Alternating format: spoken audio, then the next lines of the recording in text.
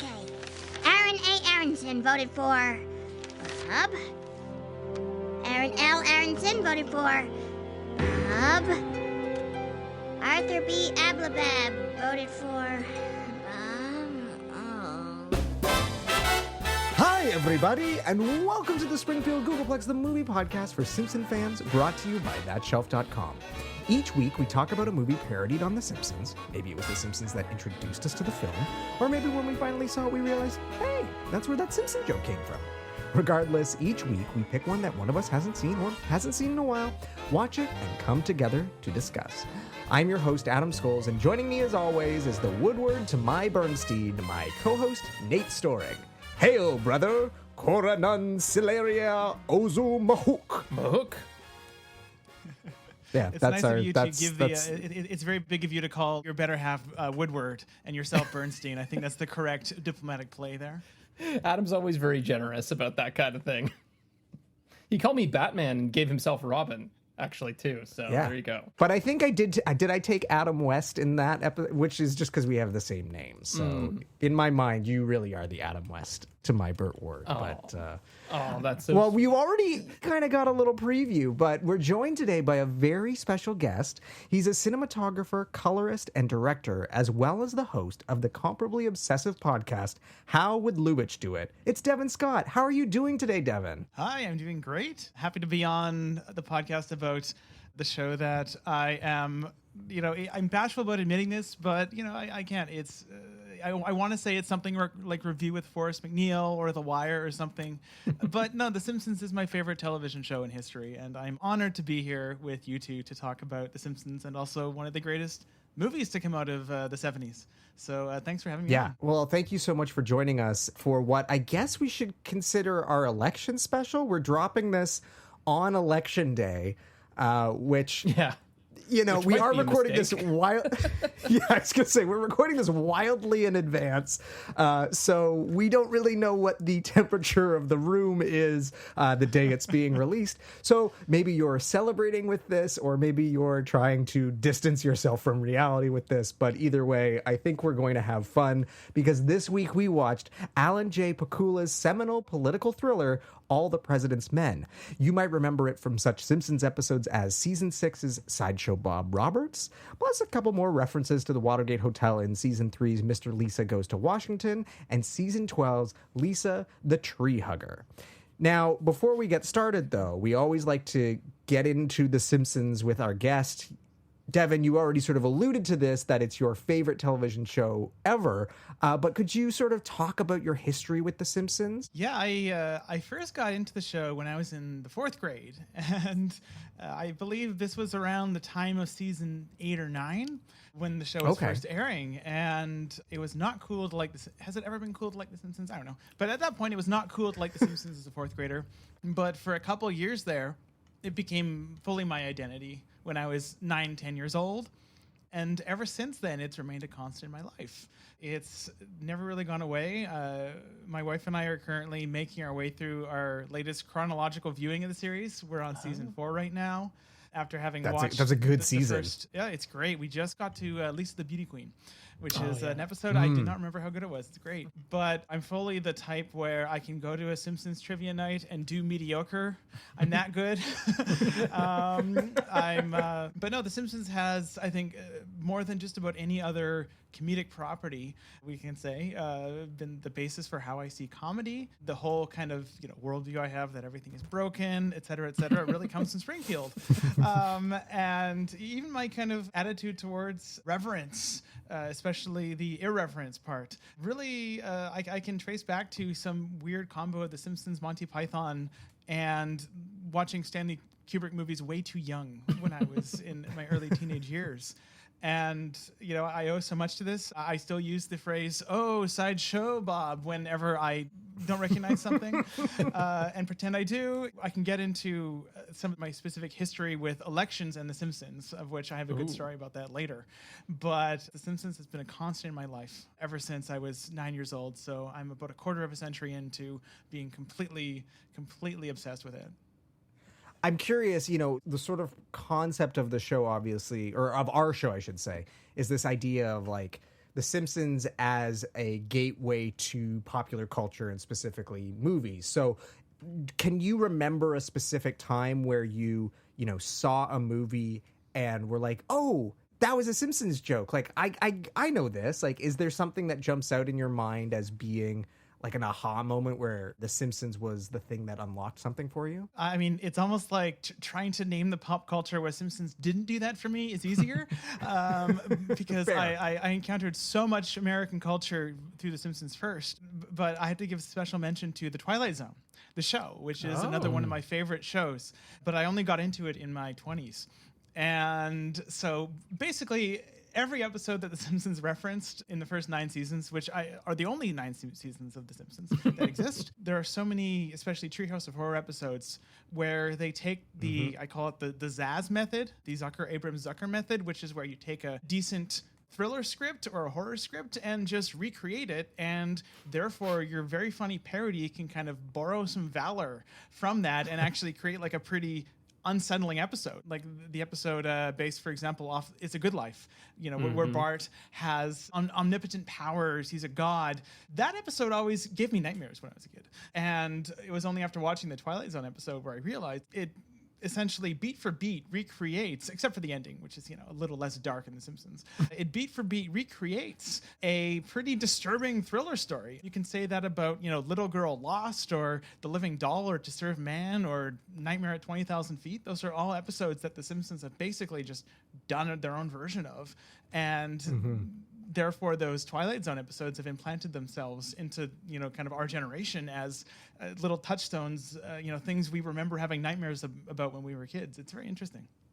I love that, Devin. By the time this comes out, we will have recorded an episode about Twilight Zone the movie, which I have never seen. I've also not super familiar with the TV series, but I was sort of I remember watching Outer Limits as a kid and other sort of knockoffs of the Twilight Zone growing up as well, and loved the sort of anthology format and the spooky stories and mind-bending endings, of course. So I'm excited to dig into that, and we'll be looking at some of those episodes as well. I mean, I will say I'm probably one of the 5 people on Earth who think that the William Shatner episode 20,000 Feet is better than the George Miller remake, and I love George Miller, but the original, it's so good. It's so good. So you're gonna love it. Awesome. Well, I've actually been listening to How Would Lubitsch Do It and really, really enjoying it. I think it's a fantastic podcast. And again, I'm not as much of a film geek as Adam or yourself, and so I'm not super familiar with Ernst Lubitsch.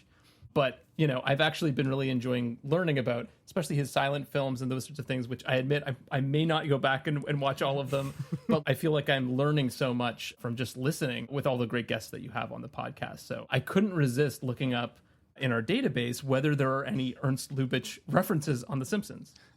And I was emailing you about this.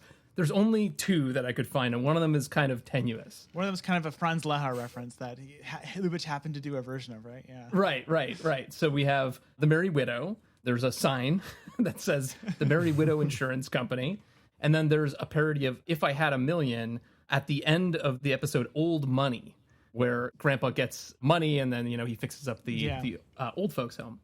But I gathered that that's also an anthology movie, right? With some different directors, and I don't think it's the Ernst Lubitsch section that they're parodying. He was kind of that's kind of a Lubitsch film in that he was kind of the showrunner for that anthology. He was kind of the overseeing producer.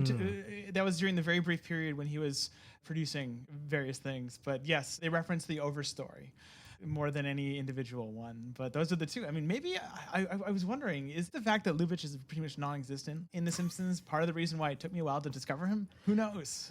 That's what I've been wondering too, a little bit. There are like a couple episodes where you get into this on the podcast of like, why is it that Ernst Lubitsch is like not remembered, in the same breath as like Hitchcock or Ford or these other directors that, we think about as the great directors. And there are, of course, lots of different answers to it. But I do wonder if parody is part of it, because so many of those types of directors have been parodied on The Simpsons.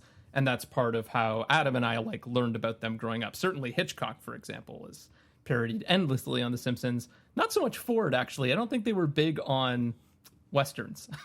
No. But yeah, what do you John think about that? Swartzwelder had watched To Be or Not to Be as a kid, maybe history would be different. Right, exactly.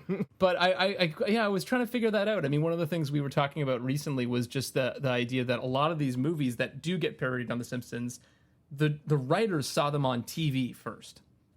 And so I was thinking about that with Ernst Lubitsch, because were his films even on TV? Like in the 70s, the 60s, obviously a lot of them were silent, so those are almost certainly not on TV.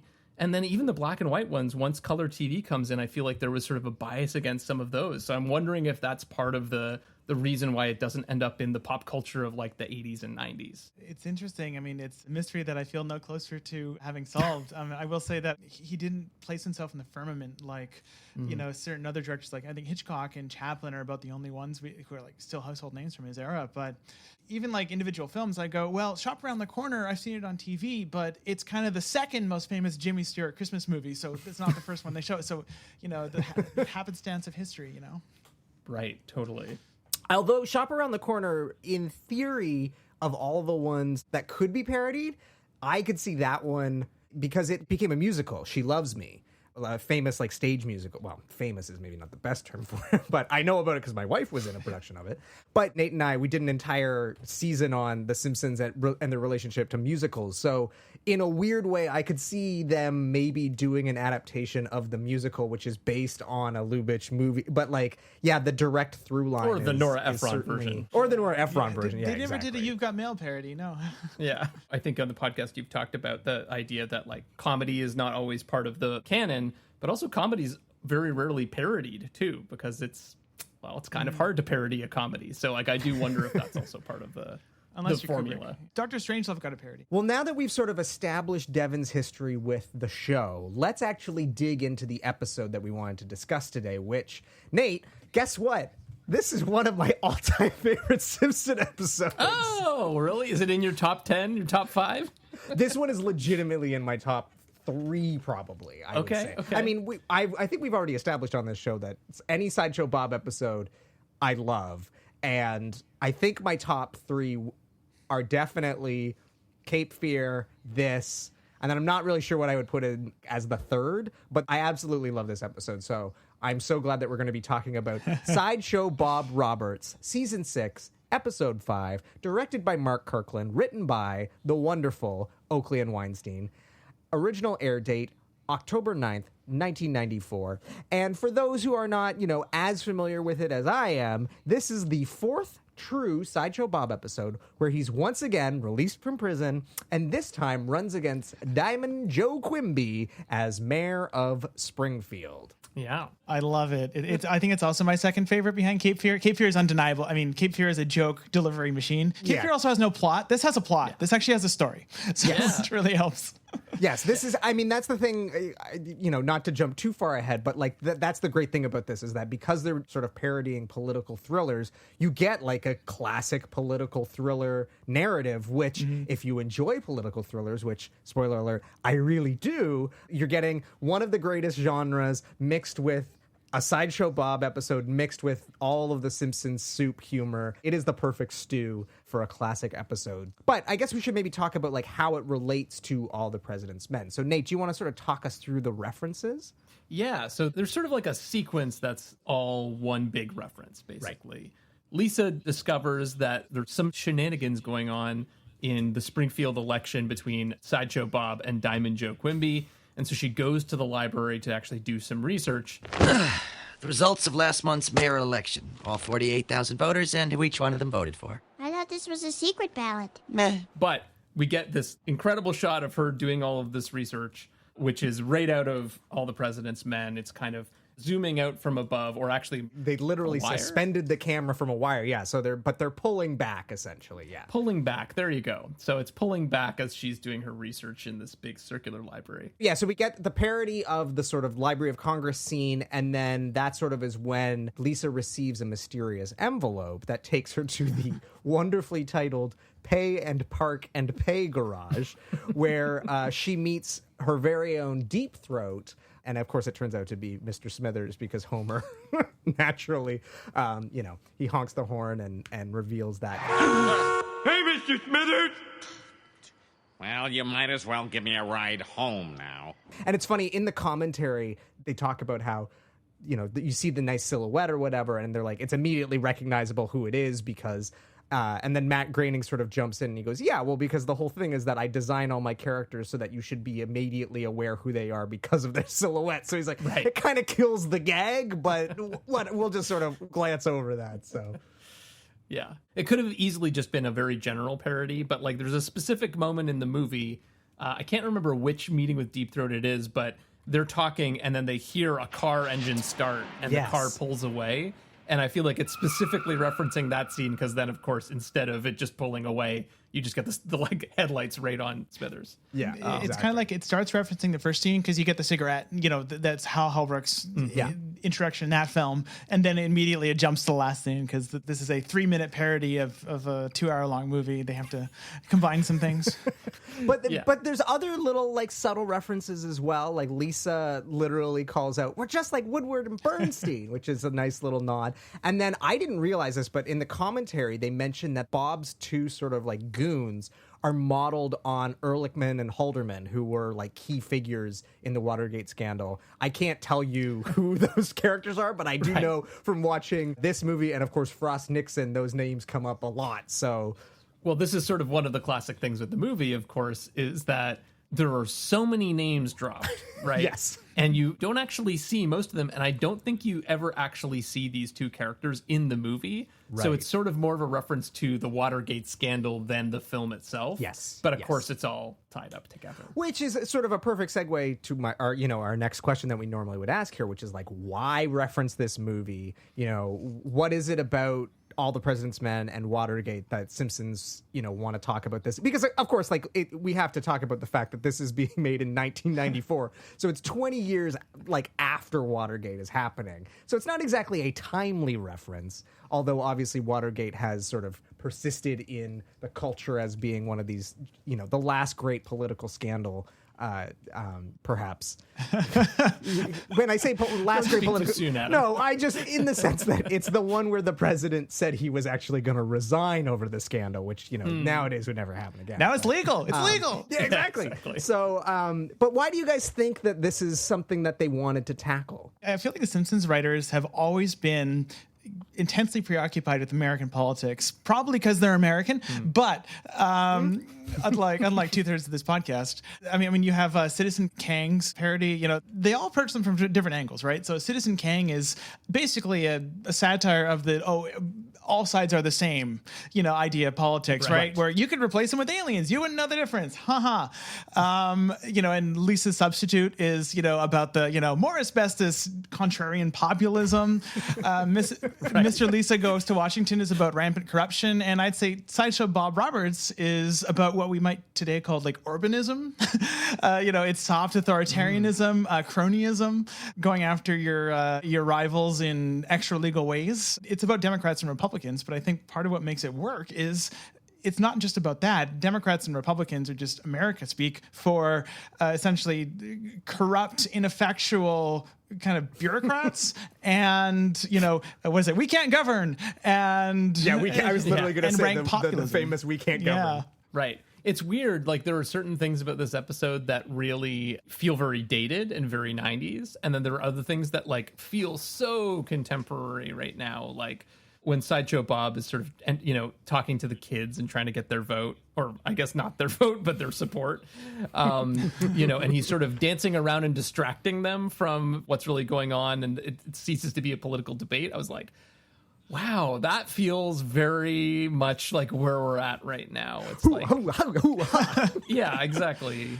Debates aren't really about anything anymore. We don't really talk about policy. That's not really a thing. And the politicians that, have won, at least in the past, are certainly the ones that are the best at doing the backflips and not necessarily the ones that are, but I guess they're clearly pointing at something they saw at the time as well as being, present in the politics. But I just feel like that's gotten even more prevalent. Well, I think that's the thing that's so astounding to me is okay, this episode is parroting a movie and a scandal from 20 years prior. And now we're watching it 30 years later, and it feels more relevant now than it probably did then. And again, like, I remember rewatching this during the first Trump presidency, hopefully only Trump presidency, but again, we don't know when we're recording this. But, you know, the original Trump presidency, and being like, man, this feels like timely. And then obviously after everything that has gone down, you know, post the Trump Biden pre-Kamala. We should also note that we were supposed to record this a week ago when Biden was still the candidate, God and we now didn't. it's Kamala. Like, thank God we didn't. But no, and I remember when they were trying to impeach Trump, I literally kept saying to people, I was like, I don't know why they don't just try what Lisa and Bart did. You know, just straight up say to Trump, well, you obviously couldn't have come up with this. You're not smart enough. It was somebody. And he would just like flat out, then he would admit to it. And I was like, why is nobody trying? He's pulling the Sideshow Bob thing. So why don't we try the Simpsons thing? But you know. see, this is one of the things that I feel like has changed since this episode, is that back then, you know, to a certain extent, it was like when there was a conspiracy, it was a really big deal. Yeah. Right. Right. And when people got caught in lies, it was a really big deal. And now it's like you can just say the thing that you're doing, and then there are no repercussions, or the repercussions aren't effective. So Right. I feel like that's the big thing that's shifted, is like, in some ways, as bad as Watergate was, it ended in a president no longer being in office, and that's not necessarily a guarantee. They figured out that being subliminal isn't worth it. You got to be superliminal. And Superliminal, Yeah, exactly. Yvonne et Niage, ladies and gentlemen. Hey, join the Navy. The funny thing is, the scene you mentioned, the oi oi oi, the back, you know, he flip flops scene. That's, I think, probably the only scene, aside from one reference to the poster, that Bob Roberts, the film, the totally forgotten film from the early 90s by Tim Robbins, actually feels like it informs the film. That's the sole scene. Sideshow Bob does appear like draped in an American flag, similar to the poster at one point. Yeah. But I watched all of Bob Roberts, and there's barely any of that in this, except for the vague idea of this entertainer. That's another connection I find interesting, where Bob Roberts is kind of about the watering down of American politics. It feels informed by Reagan, you know, the actor turned politician. It's one step further. It's this anti-Bob Dylan guy, right? But aside from that, there's precious little in that movie the show actually builds on, aside from that general idea. So it's kind of, I remember you two were talking about the title references, right? Where the titles would, you know, if something's too obscure, you parody the title and call it a day. That feels like a real case of this, because this really should be called, like, I don't know, you just call this episode Richard Nixon, and you can be done with it. Right. Well, I mean, feel like I was seeing something recently, maybe on social media or something, where they were talking explicitly about this episode and being like, we kind of regret calling it that, because it's like not a movie that anyone even knows exists anymore, but like there's probably a more pertinent reference that we could make. But it's funny, like now thinking about politics today, it does actually make me want to go back and watch that movie, because I'm kind of like, maybe it actually does have something to say about where we're at today, you know? The sort of super Reaganism. It's an okay movie. It's knockoff Robert Altman, and that's okay. there are worse people to knock off, I suppose. I mean, Nate, one of the things you put in our document was you wanted to talk about the one sort of iconic shot that they lift directly from All the President's Men. Yeah. Well, so, I mean, one other reason why they parodied like this particular moment, I feel like, is because this is the first moment in the movie where the score kicks in. I mean, of course, the shot is very, very cool and iconic to this movie, but like they withhold the score from you in All the President's Men for like, how long do you think it is? Like a half hour at least? At least a half hour. And so that's the first moment that it truly kicks in, is that library moment where the camera's pulling back and you suddenly get this really sort of like ominous low-lying score. So I feel like that's probably one reason why that moment in particular sticks in their head, apart from the cinematography itself. So that's like a little theory. Yeah, I mean, I think it's also, too, it's the animators love to flex on this show. And, Yes. you know, we've spoken to some writers of the show. We have yet to speak to any of the directors. But I think the directors on this show are just as well versed in cinema as, you know, the writers and as we are. So, you know, it stands to reason that I haven't seen the script, so I don't know. But I could also see there being a world where Oakley and Weinstein turn in the script and they're like, we're doing an All the President's Men type thing. And the director, Mark Kirkland, would come along and say, hey, let's do the iconic shot. Like, I want to do. And they do a really good job of replicating it. You know, not to jump too far ahead, but that shot was meant to be one continuous pull back, but there was an issue with the camera and stability, so they had to add the fades in it. So The Simpsons add the fade in it, and like it works beautifully. Like they've done a really, really nice job. And again, we've talked about this on the show before, how it's pretty remarkable how well they nail some of these things when you consider the fact that the show was being made at a time when you couldn't just run out and get a copy of the movie to replicate it perfectly. Like nowadays, it would be easy. If you want to recreate a famous scene from a movie, it's very easy to do. Nate and I did it in university. We recreated the entire scene from Fight Club because we had the DVD and we just like set the shot up and we're like, okay, we got to put the camera over here. But you couldn't necessarily do that back in 1994. So, you know, it is really impressive just how well they do pull off that scene. So, well, but VHS did sort of supercharge their movie references to a certain extent. Definitely. Like, definitely takes off, I feel like, in the maybe the third or fourth season, partly because you have Al Jean and Mike Reiss, who of course go on to do The Critic, but then also I think because of the availability of like you can go and get movies and actually like replicate things quite closely in a way that you couldn't as easily before. But yeah, I mean, the other obvious thing about why they're referencing this movie is they just love political conspiracies. Yeah. There's so many movies that they parody that are just all about political conspiracies, like JFK, of course, The Jackal. Yeah. You know, they've parodied that a bazillion times. Even Citizen Kane to a certain extent. But yeah, they have a real taste for it, and I think some of their best episodes are the ones that have the sort of plottier elements that are absent from some of the ones that are just like the joke machines. And obviously, too, like Oakley and Weinstein have both said like one of their favorite movies of all time is All the President's Men. So if anyone was going to do a parody of it, it was going to be them. But Nate, what are some of the other references we get? Because rewatching this, despite being the All the President's Men episode, there's quite a number of other references to other movies in this episode. So what are some of the other things that we get? Yeah, well, so we have Cape Fear, of course, which is Right. has become sort of associated, not just the score, though. That sort of became, weirdly, Sideshow Bob's theme, but it's actually the theme from Cape Fear. But the scene of him actually leaving the prison is also basically taken right out of that And a movie. recycled reference. It's been parodied. They do that in the Cape Fear episode as well, which is interesting. Yeah. Yeah, exactly. Almost the exact same scene. Of course, we already talked a little bit about Bob Roberts as the title parody. Oh, well, Citizen Kane, of course. We have Bob giving his acceptance speech under the giant banner of his own face. That's again, one that they've reused a couple different times in different contexts. And then probably the biggest other one is A Few Good Men. Right. So that whole final courtroom sequence where they actually catch Sideshow Bob in his lie, like, it's actually a really extended parody of that movie. Basically, the entire courtroom sequence is parodied in that. The most famous line is, "You can't handle the truth," right? Of course, the Jack Nicholson line from that movie. You can't handle the truth. No truth handler, you. Bah, I deride your truth handling abilities. Will you get to the point? Yeah, exactly. I mean, we do have to sort of take a quick sidebar because you've teed it up so well, Devin. But like, we do have to talk about Kelsey Grammer's performance in this episode because it really is. I mean, he's always astonishingly good. I know he's a guest star, but in my mind, he is a series regular. Like, he absolutely nails it. He always nails it. The commentary, they talk about how good of a job he's doing, but that's part of why this is one of my favorite Sideshow Bob episodes. I do remember what my third favorite Sideshow Bob episode is. It's Brother from Another Series, because you get the Frasier thing with David Hyde Pierce. So sure. But yeah, his performance in this is so great.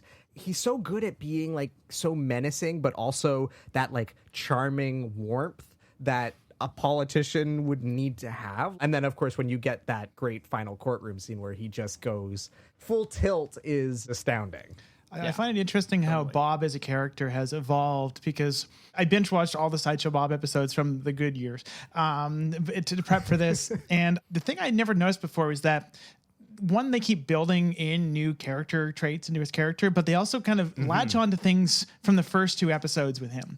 Like an example of this is a big part of his entire motivation in Krusty Gets busted is, I keep thinking it's Krusty Gets Canceled, but it's Krusty Gets Busted, is that he has deep reservations with the way television is being worked, right? And he's actually kind of sympathetic in Right. that. That doesn't really come back till Sideshow Bob's Last Gleaming, where he tries to kill TV. In this one, it really feels like they're building off of almost a throwaway line from Black Widower, which is, I'll be back. You can't keep the Democrats out of the White House forever. And when they get in, I'm back on the streets with all my criminal buddies.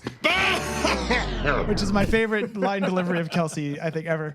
And it feels like this is a whole episode-long adaptation of that one line, where it's just, oh, he's a Republican now. This feels like a whole episode fulfilling that promise for me. Like, the greatest Sideshow Bob line ever, I think, is his, what is it? Secretly, you yearn for the, I wish I had it off book, but I have it all written down because I to also, brutalize like, criminals, lower your absolutely love taxes, this. and rule you like a king, Because you need me, Springfield. Your guilty conscience may force you to vote Democratic, but deep down inside you secretly long for a cold-hearted Republican to lower taxes, brutalize criminals, and rule you like a king. That's why I did this, to protect you from yourselves. Also a pretty prophetic line, actually. Yeah, no, it's an amazing performance. And you're right. Like, they totally have extrapolated parts of his personality throughout, especially in the period that we're looking at. I'm sure it probably wears out its welcome eventually, but... Well, but that's the brilliance of, not to jump ahead, but I don't think we'll ever cover this episode because I don't think there's any movie parodies. And it's just, unless we decide to do Watch all of Frasier for some reason. But yeah, with Brother from Another Series, how they sort of take it and they turn it and they make him into this sympathetic character. But again, to that point of his charm, when he's dating Edna Krabappel, and there are laws against attempted suicide. Just I don't know. There's something about this character that I always have said when people would ask, who's your favorite Simpsons character? I always say it's Sideshow Bob. And I know that when they ask that, they're really asking like which of your favorite of the family members. But there's something about this character that is so rich and layered, and the performance is always so deep, but also so funny that I understand why the writers keep coming back to him year after year. And, maybe, as you've said, Nate, they maybe worn out their welcome. And certainly the episode where they kill him off and then his son comes back to avenge his death. But he's not really, they've maybe gone a little too far. But at the same time, it's like those were the episodes where I did find myself tuning back in, after a break. I heard they brought Sideshow Bob back, so I'm like, well, I haven't watched the show in 15 years, but if Sideshow Bob's back, I'm going to watch it. So... Well, one other reference that you called out that I feel like we have to talk about because it's debatable. I want to know what this actually is the Republican Party headquarters. Right? So, the exterior, you wrote down, it looks kind of like a Hammer horror, castle mansion thing, which I think is probably a good call. But the interior, what did you think it looked like? Well, I said that it is sort of has nods to the art direction of the War Room from Dr. Strangelove. With the sort of the screens is maybe they do that in a lot of political thrillers, I guess now, but the lighting and they're not around a round table necessarily. But to me, I just immediately was like, oh, they're doing the War Room. This is clearly a War Room reference. So here's my rebuttal. Okay. I think it's Ken Adams. Okay. Bond. Yeah. So it's a Bond villain lair.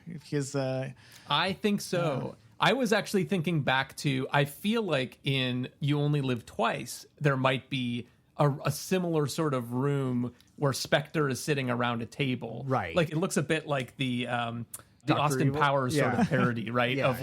The guys sitting around the long table and then the screens and maps and stuff like that. I think it is a Ken Adams. Well, Definitely which Ken Adams, obviously, he art directed Dr. Strangelove. So yes, it's not. It wouldn't be far off. But you're right. It's probably it probably owes more to Ken Adam than Dr. Strangelove specifically. But that is what sort of popped in my mind, especially too because obviously we did a whole episode about a Sideshow Bob episode, which is Dr. Strangelove. So it sort of felt like maybe it's all intertwined. But yeah, well, we'll just have to do a James Bond. You'll have to watch all the James Bond movies to figure out which exact one it's referencing. Oh, twist my arm.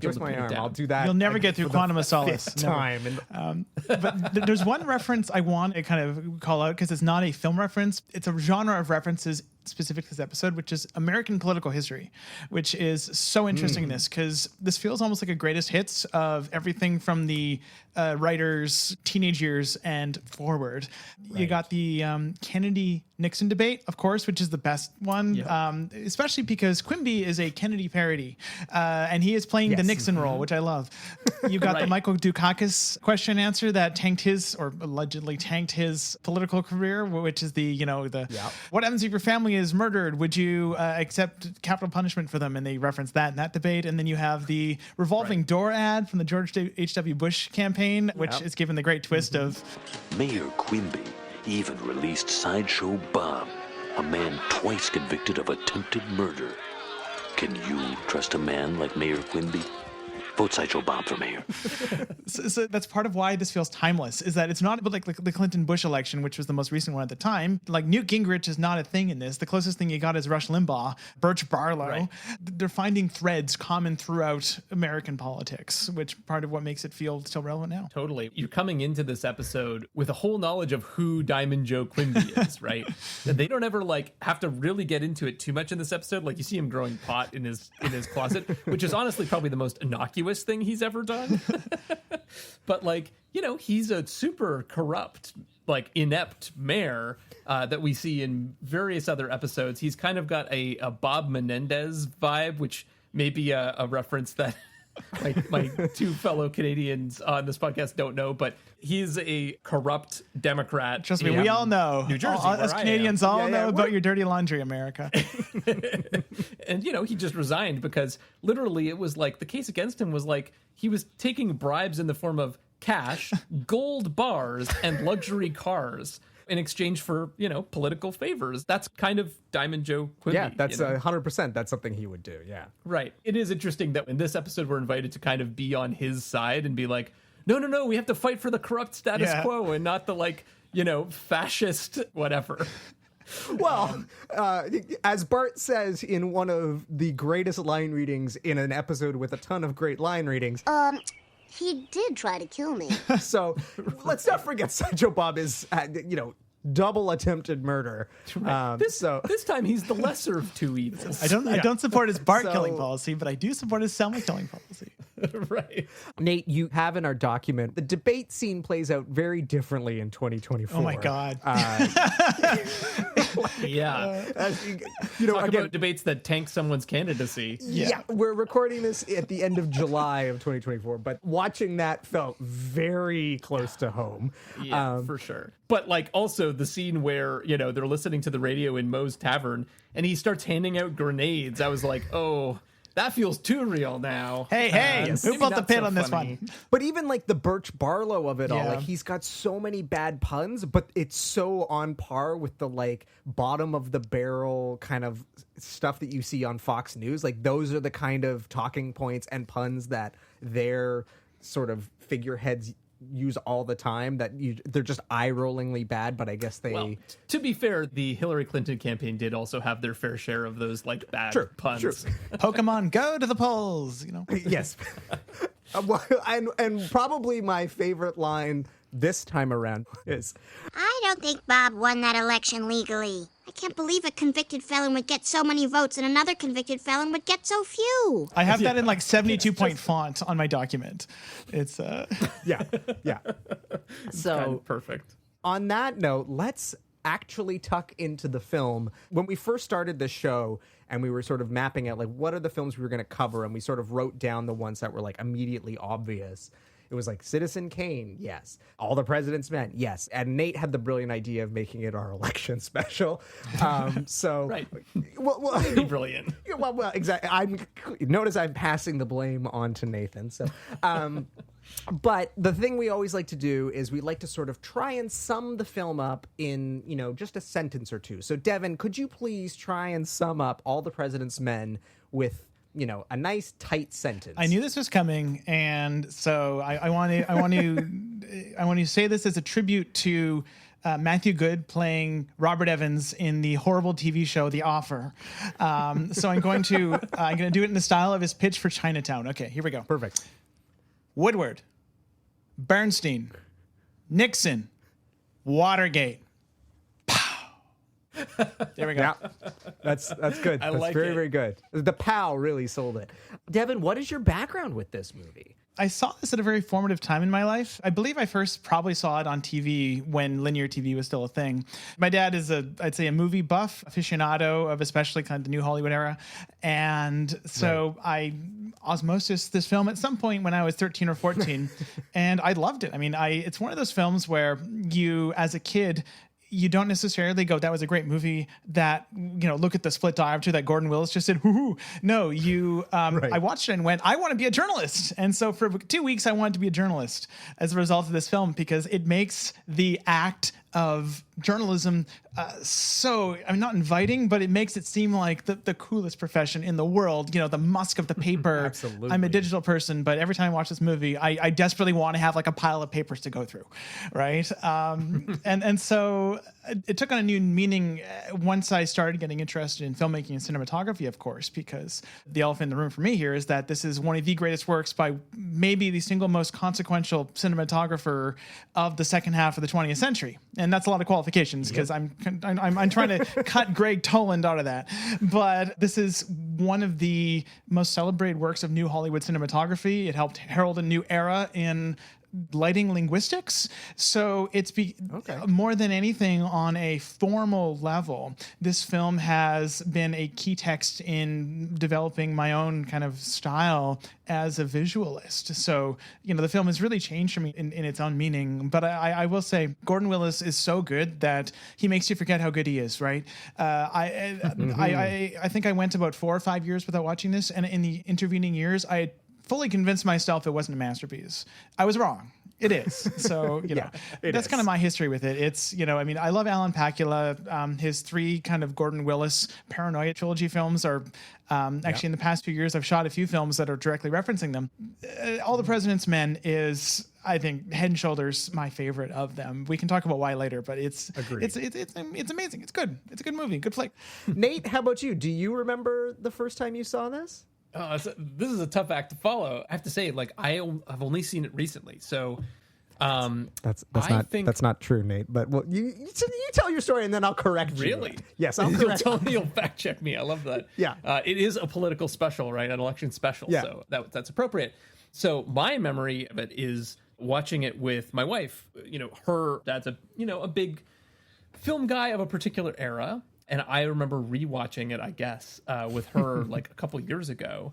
And this is actually how I ended up watching The Natural, which we've also covered on this podcast, was we kind of went deep down into a Robert Redford sort of rabbit hole. I didn't feel like I was that familiar with his work. I'd seen Butch Cassidy and the Sundance Kid also with my wife, and she'd seen it before, and I think that was kind of it. And so we just went through a bunch of his movies and caught up on Robert Redford, because he's someone who I, knew was important in this era of Hollywood, but just wasn't that familiar with his work. But Adam, tell me why I'm wrong. Well, you're wrong because, you watched it for the first time in university with me and your wife at our old residence, and I don't know why I decided this, but so Devin, Nate and I lived in residence together in the first year, and then he moved out, but I stayed, and his future wife moved into the same floor as me. We became friends. I introduced them. They fell in love. They got married. It's all my fault. But we would hang out a lot. And on the top floor of this residence, which is actually an old hotel in Toronto that was converted into a residence. Next to City Hall. I know where that is. The top floor had this panoramic view of the city, and they converted it into a common area, and they had all these flat screen TVs.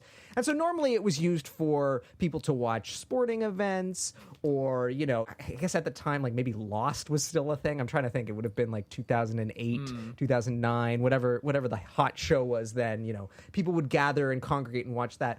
Or you would have people like me, hijack a TV, plug in his laptop, and pull his friends and be like, hey, we're going to watch a 1970s political thriller. So that's what we did. I showed you guys All the President's Men because I loved this movie, and I think I had just recently watched Zodiac, and I was like, Zodiac is inspired by or informed greatly by this movie, All the President's Men. she wasn't familiar with it, and obviously you weren't familiar with it, so I was like, oh, well, we gotta watch it. Like, this movie's a masterpiece. And I distinctly remember, too, this is a quiet movie. It is a dark movie. That's a terrible place to watch this movie, to be clear. It's like, very distracting. But the thing that was really interesting is, we pulled this couch over and we're watching it, and people would sort of like walk by and be like, what the hell are these guys watching? But then they would stick around, and a crowd would sort of gather to watch what we were watching. And I remember, like, there were a couple people who, they didn't stay and watch the whole thing with us because it would have been weird. But definitely people were sort of congregating around us and taking it in and being like, what is this that these guys are watching? Because it's definitely not Survivor or whatever people were watching on the other side of the building. But so that's the first time you saw it. Wow. See, I have such a bad memory for this stuff. Adam, what about you? When did you first see this movie? So I remember I was in high school, and I had this VHS collection of stuff that my dad had bought from the video rental store that was near his office going out of business. Like, it wasn't Blockbuster, it was like an independent store. And he had bought this movie, and it had just sort of been sitting in a pile for a while. And again, unsurprisingly, I had watched the AFI Top 100 special, and this was one of the films that appeared both in the Top 100, and then I think it also was in the 100 Years, 100 Thrills. Right. So I was like vaguely aware that this film existed, and so when I was going through my, cinephile phase in high school, the VHS was there, and so like one day I was like, I know what this is. Okay, I'm going to check this out. And I remember throwing it on, and within 20 minutes I turned it off because I was like, this is boring. And then for whatever reason, it would have been my last year of high school. I rented it from Blockbuster, fell in love with it on that viewing for whatever reason. It stuck. And I brought it into school, and one of our friends had a DVD burner, and I forced him to make a copy of it for me because I was like, I want to own this movie. But I couldn't afford to buy it at that point. So it's this funny thing of like, the first time I watched it, I didn't get past the first 20 minutes. Because again, it throws you into the deep end. It kind of is unapologetic. You kind of can't really even orient yourself as to what the hell is going on. And it was just too much for my brain to handle when I was like 13 or 14 years old. But by the time I was like 17 or 18 years old, I was into this. By that point I would have seen JFK. I would have understood like conspiracy theories. I was into sort of political thrillers and politics in general. So I was at the age where this movie is more appropriate, and I would watch it every couple years since then. Wow. Yeah, I do feel like this movie feels like on the surface of it, it's very plotty, but it's actually not. Yeah. And I think that that's actually a bit of a barrier to entry to this movie.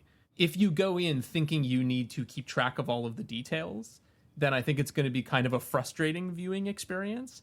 But if you let go of that and just realize that that's actually not at all what this movie is about, then I think you'll have a much more pleasurable viewing experience. I have to admit, I actually struggled with that on this rewatch a little bit, feeling like I wasn't able to keep track of what the story is. But by the end, I think I was able to kind of rectify that with myself and be like, it's a movie about process at the end of the day. Yeah.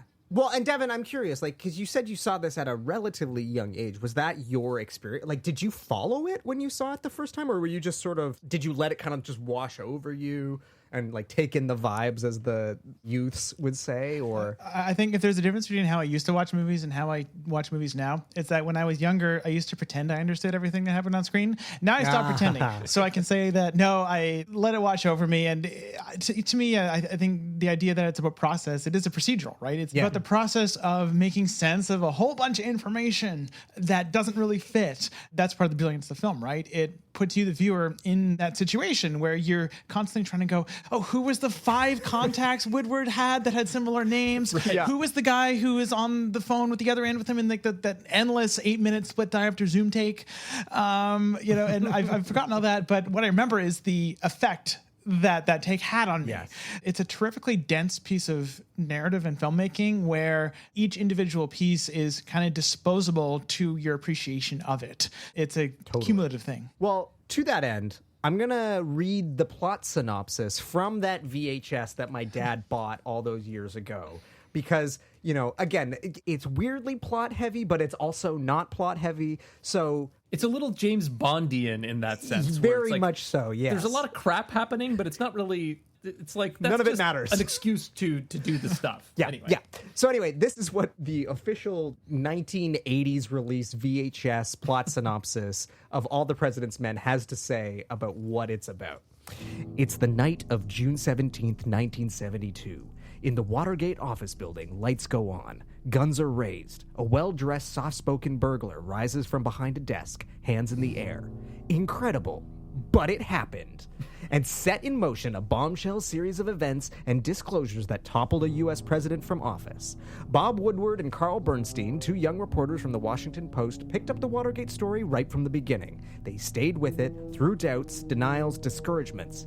Gradually, they saw where the trail led, and they got scared. Robert Redford and Dustin Hoffman star in this dramatically tense, historically accurate film about the early days of Watergate investigation. Director Alan J. Pakula, Clute, The Parallax View, maintains an extraordinary level of suspense. William Goldman's Academy Award-winning script transforms the Woodward-Bernstein bestseller into a model of screen storytelling.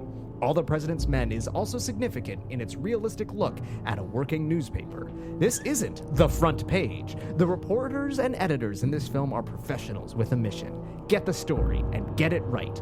Woodward and Bernstein got the story. The rest is history. What a dramatic, they're really selling it to you. Are they wrong? No. Yeah. I also can't imagine being in Blockbuster and reading this essay about what the movie is compared to we talked about Batman 89 last season, which I think the VHS is literally just Nicholson, Keaton, Batman. How? It's oh, okay, I know what I'm getting. So, okay, well, before we sort of unpack the film itself, we always like to talk a little bit about the production history, the background, how the film. Oh boy, this one. And this is really interesting because I was doing the research into this, and there's a lot of sort of gaps that I couldn't fill in, but then a lot of things that really you just hear the same story over and over and over again. So I'm going to do my best to sort of explain all of this, but the thing that I did not realize until I actually did all this research was that this was actually a pet project of Robert Redford. Mm-hmm. So he had been following the story from when it first dropped in the Washington Post. And he originally contacted Woodward and Bernstein, and he said, I think this is a story about you guys. And they're like, no. It's not about us. It's not about us. Obviously, they uncover all this stuff. Nixon resigns. They've done all this reporting, and then they're like, we're going to write a book. And originally the book was going to be just about sort of how everything unfolded. But they kept hearing sort of Redford's advice in the back of their head. And they realized, no, maybe this is about us. So they took that suggestion to heart. And the book, to my understanding, because I did not read the book because I did not have time, but basically the book becomes about their investigation. So yes, you're getting what unfolded, but you're getting how it unfolded and the research that they did to sort of do so, which is obviously the approach that the film takes. And you get the William Goldman decision to only do the first half of the book, which I think is brilliant. Yes, yeah, totally bold brilliant. choice. And we're gonna talk about that a lot more, I'm sure. So Redford buys the book rights in 1974, and this is what's crazy to me was that he originally intended to make a very, very low budget, small movie with anonymous actors, like a verite documentary style. But what ends up happening is the book skyrockets to the top of the New York Times bestseller list, and immediately they're like, well, this book is too massive. We can't make a little tiny movie anymore. So the other thing that's really important to keep in mind in all of this, which is what it was one of my first notes on this rewatch, was what is the context for when is this movie released relative to when the events happened?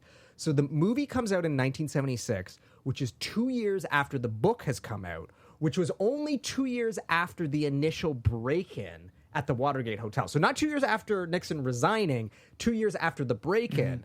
So this is all incredibly recent history when the movie is being made, which I was trying to think of something similar, and the closest analogy I could make was Zero Dark 30. Because I feel like that movie came out a year or two after they got Osama bin Laden. They actually were developing it before he was gotten, and then they had to change it when he assassinated, which is insane. But that's sort of the only other movie I can think of where it's covering that recent an event. Because usually it's we wait 5 or 10 years so the event can kind of start to become mythologized, and then it's well, now how did it happen? But this is very, very recent history, which is kind of I mean, I feel like TV movies do this all the time, but there's kind of less expectation that they're going to be built for posterity, right?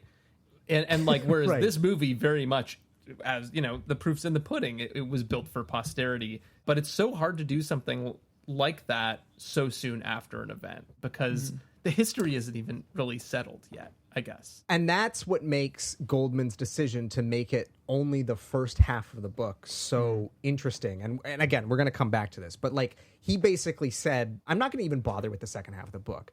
Everybody knows what happens. So like, I don't even really need to cover that. And they basically don't. The film does the latter half of this story in the final, 3 minutes of the movie, all through teletype. It just sort of wraps everything up, and then it's like Nixon resigns. But because it's so recent history, you don't need to explain all this, because in audiences' minds, like, this is fresh. So it kind of makes sense to take that approach, I think. Yeah, well, this is the untold story at this point, right? This is the part that the public doesn't really know. Even if you have been following the news, you'd recognize the names, but you don't necessarily know, like, what their whole investigation looked like, I guess, from behind the scenes. So, you know, you don't need to tell the stuff that's in the headlines necessarily, I guess, is the philosophy. Yeah. So Redford is the one who hires Goldman, who he had previously worked with on Butch Cassidy and the Sundance Kid. And Goldman sort of says, like, this is a monumental task. Now, I love William Goldman as a writer. He's written 2 of my all-time favorite movies. Well, I guess 3. This movie, The Sting, and The Princess Bride. Like, this guy is a legend. And he notoriously kind of hates this movie. He hates the process. There's a line in... he hates the process. But he does basically... I was reading the chapter of his book, Adventures in the Screen Trade. He has a chapter about the making of this movie. It's a relatively short chapter, but he basically says, is there anything you would change about your career? And he essentially says, like, if I could go back, I would not touch All the President's Men. Like, he hated the process of making this movie. But he says, when he sets out, this is essentially a detective story for an audience who already knows who done it. Which is true. Like, that is not an easy task. It's like, you're expecting me to write a mystery, but everybody knows the ending. That's not an easy sort of idea. And he's working from this 336-page novel, and he has to transform it into a 2-hour screenplay.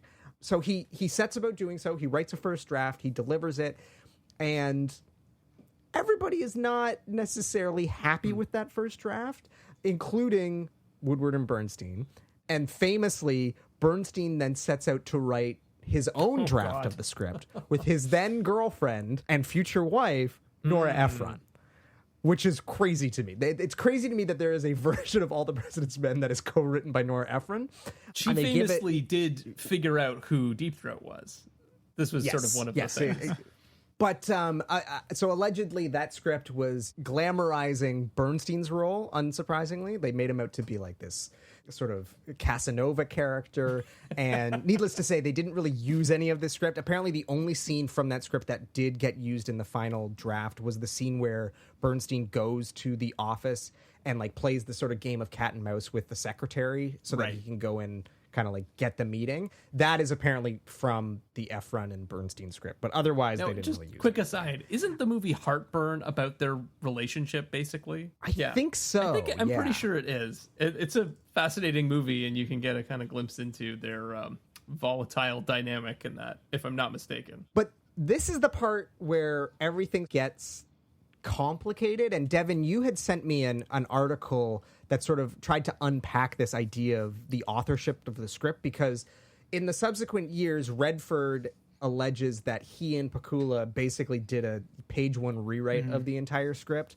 But there's this great article, you know, we can include in the show notes, where they kind of go back through the various drafts and say, like, no, this is very much Goldman's work. Like, maybe they tweaked some things here and there, but it seems like Goldman is 100% the author of this film. But it is a contentious notion, I guess, depending on who you ask. Yeah, there's a real Rashomon quality to the writing process of this film, because To me, here's what it feels like. And I just to quickly credit the writer by name, it's an article written by magazine from 2011 by Richard Staten, later republished with better images in 2018. But it feels like, Goldman was brought in to write, and he turned in a draft that kind of pleased nobody. Probably a perfectly fine draft, but it pleased nobody. And it feels like, based on the interviews with him and what's in this article, that he was kind of noted to death. You had the Washington Post people, you got Woodward, Bernstein, you got Pacula, you got Nora Ephron, you got Robert Redford, all of whom have no shortage of egos and their own vested interests. And it seems to be put into kind of a no-win scenario. And he's also, by a lot of accounts, not like the world's best diplomat, maybe. No, not so much. He seems like a big personality. Yeah, prickly man. And so that seems to have kind of soured him on the process. I read a fairly late draft of the script. Here's what it feels like to me. Yeah, so did I. It feels like what happened on set and kind of in the rehearsal process, and the part where Redford claimed himself with basically rewriting it, is that they did the thing that lots of actors and directors and people do, is that they kind of riff around the dialogue, but the main spine is still there. Like, there's little wonderful lines like, do you want a cookie? He throws him a cookie. I don't want a cookie. Yeah. Like those things that are nowhere to be found in any draft. So there's a lot of like little adjustments that have been made. And I feel like in Redford's mind, that's rewriting the script. And I think in Goldman's, probably more accurate, but he seems to be so done with the project, he never really cared about defending himself on it. That, it was still his script. And I think I pretty much side with Goldman on this. Yeah, there's a great part of the article where they say they uncovered a section of one of the drafts where Goldman literally says, now here's the part where you want me to explain how we're going to do this. I'm not going to write that in this draft. If you really think after reading the rest of this is literally in the script. If you really think that after reading this that we need this, then I'll write it for the next draft, but I'm not going to bother here. The crux of it is XYZ. I'm not wasting my time. Like, that's in the script. Like the balls on this guy. But he clearly was just like completely fed up at this point, and I kind of don't blame him. But the thing that I thought was so interesting, because again, there is a version of the script available online, and it does seem to be like a later draft, is like, again, some of the like most powerful visual moments from the film are literally in the script. Like the opening sequence with the close-up on the white and the typewriter, which I just assumed that was something the director came up with. That's in this draft of the script. And again, maybe Pacula suggested it and then Goldman wrote it down. I don't know, because I haven't seen the initial draft. But like, it does seem like he deserves a little bit more credit than maybe these other people are giving him, and that he came up with some of the most iconic moments in the film. So... And I mean, I find it very funny that it seems that the one thing everyone can agree on is that Bernstein is a tiresome man. Because it's just every single account I've heard of the man is that he's a little tough to be around and has a pretty big ego. And I love how the film deals with that, actually, where he's written as, and he's played by Hoffman not as a ladies' man, but as a guy who sees himself as a ladies' man, but isn't. Totally. Well, and not jumping too far ahead in terms of the casting, but it sounds like Hoffman might be the perfect person to play a character like that, because he has a reputation for being somewhat similar, based on what I've read and heard and had told to me directly. So, yeah. But the thing in all this background that I really struggled with to uncover is like how Pacula came on board, because it seems like he just kind of materialized. Like, Redford is obviously searching for directors. Apparently one of the directors he approached was Hal Ashby, but ultimately decided that he wasn't the, quote, right kind of gritty. And eventually he came to Pacula, who had, for those who are not familiar with his other work, he's kind of an interesting figure in that he started as a producer. He produced, Nate, To Kill a Mockingbird. Like, he actually won the Academy Award for Best Picture for To Kill a Mockingbird, and then eventually goes on to become a director. He made a movie called The Sterile Cuckoo, which garnered the first Oscar nomination for Liza Minnelli. And then obviously he goes on to make what is considered to be, I think they call it the Paranoia trilogy. Devin, you sort of alluded to this earlier. He makes Clute and The Parallax View, and then he makes this movie, which is the final piece of that trilogy. So I have to assume that Redford has like seen The Parallax View and Clute, which kind of deal with like government conspiracies and like the shady side of things and like paranoia. And he was probably like, oh, this guy could be perfect for this. But there's really, like, I read so many articles about the making of this, and they just all sort of like, and then Alan J. Pakula comes on board and they make the movie. Like, there's no discussion of, like, who approached him? Like, how did he agree? And I don't know if it's because he unfortunately passed away at a very early age. And so when all of these retrospective articles and documentaries are being made, he was not available to be interviewed. But it's the one piece of the puzzle that I, at least, was unable to uncover was how he actually came on board, which is a shame because, like, I think he is a huge, huge part of the magic of this film. It's a real studio director type feeling, right? Where, I mean, the classic archetype with the studio director in Hollywood is the producer puts together the film. Director is like a hired hand. Think of a director in the studio era as you would, you know, the cinematographer or production designer. They're hired to do a job, and that's directing. And that feels like what Pakula is to this film. Redford ostensibly brought him on, and he did the job of directing the movie and organizing it, talking to the actors, that sort of thing. And he brought some very key creative figures on. I believe he was the one who brought Gordon Willis on. This really is, it feels like a workaday job for him. You know, it's an amazing workaday job. It's one of the great workaday jobs in history. But as John Ford would say, it's a job of work. Right. Well, and given all of the big personalities involved, that actually might have been the perfect fit. Is you just needed someone who was going to, like, do the job and not have a lot of ego necessarily, you know, contributing to the already rich stew of egos that was at play. It is sort of my great regret, though, is this idea that because of his untimely early passing, that he doesn't really have a voice in any of the supplements that I dug into. You know, like the commentary track is Robert Redford. There's a bunch of quasi-making of documentaries on the Blu-ray, but they're really more about Watergate themselves than they are about the actual making of the film. So it's like, it does feel like there's this piece of the puzzle that's missing. It's hard to say with any authority what his ultimate impact and role was, but as you say, Devin, if it was just a gig, it's one hell of a gig. Well, he certainly knocked it out of the park. I think if you cross-reference it with the other two in the quote-unquote, and again, the Paranoia trilogy is kind of an informal thing that is, you know, he didn't conceive of ever. It's like the Dollars trilogy with Leone, right? It's an external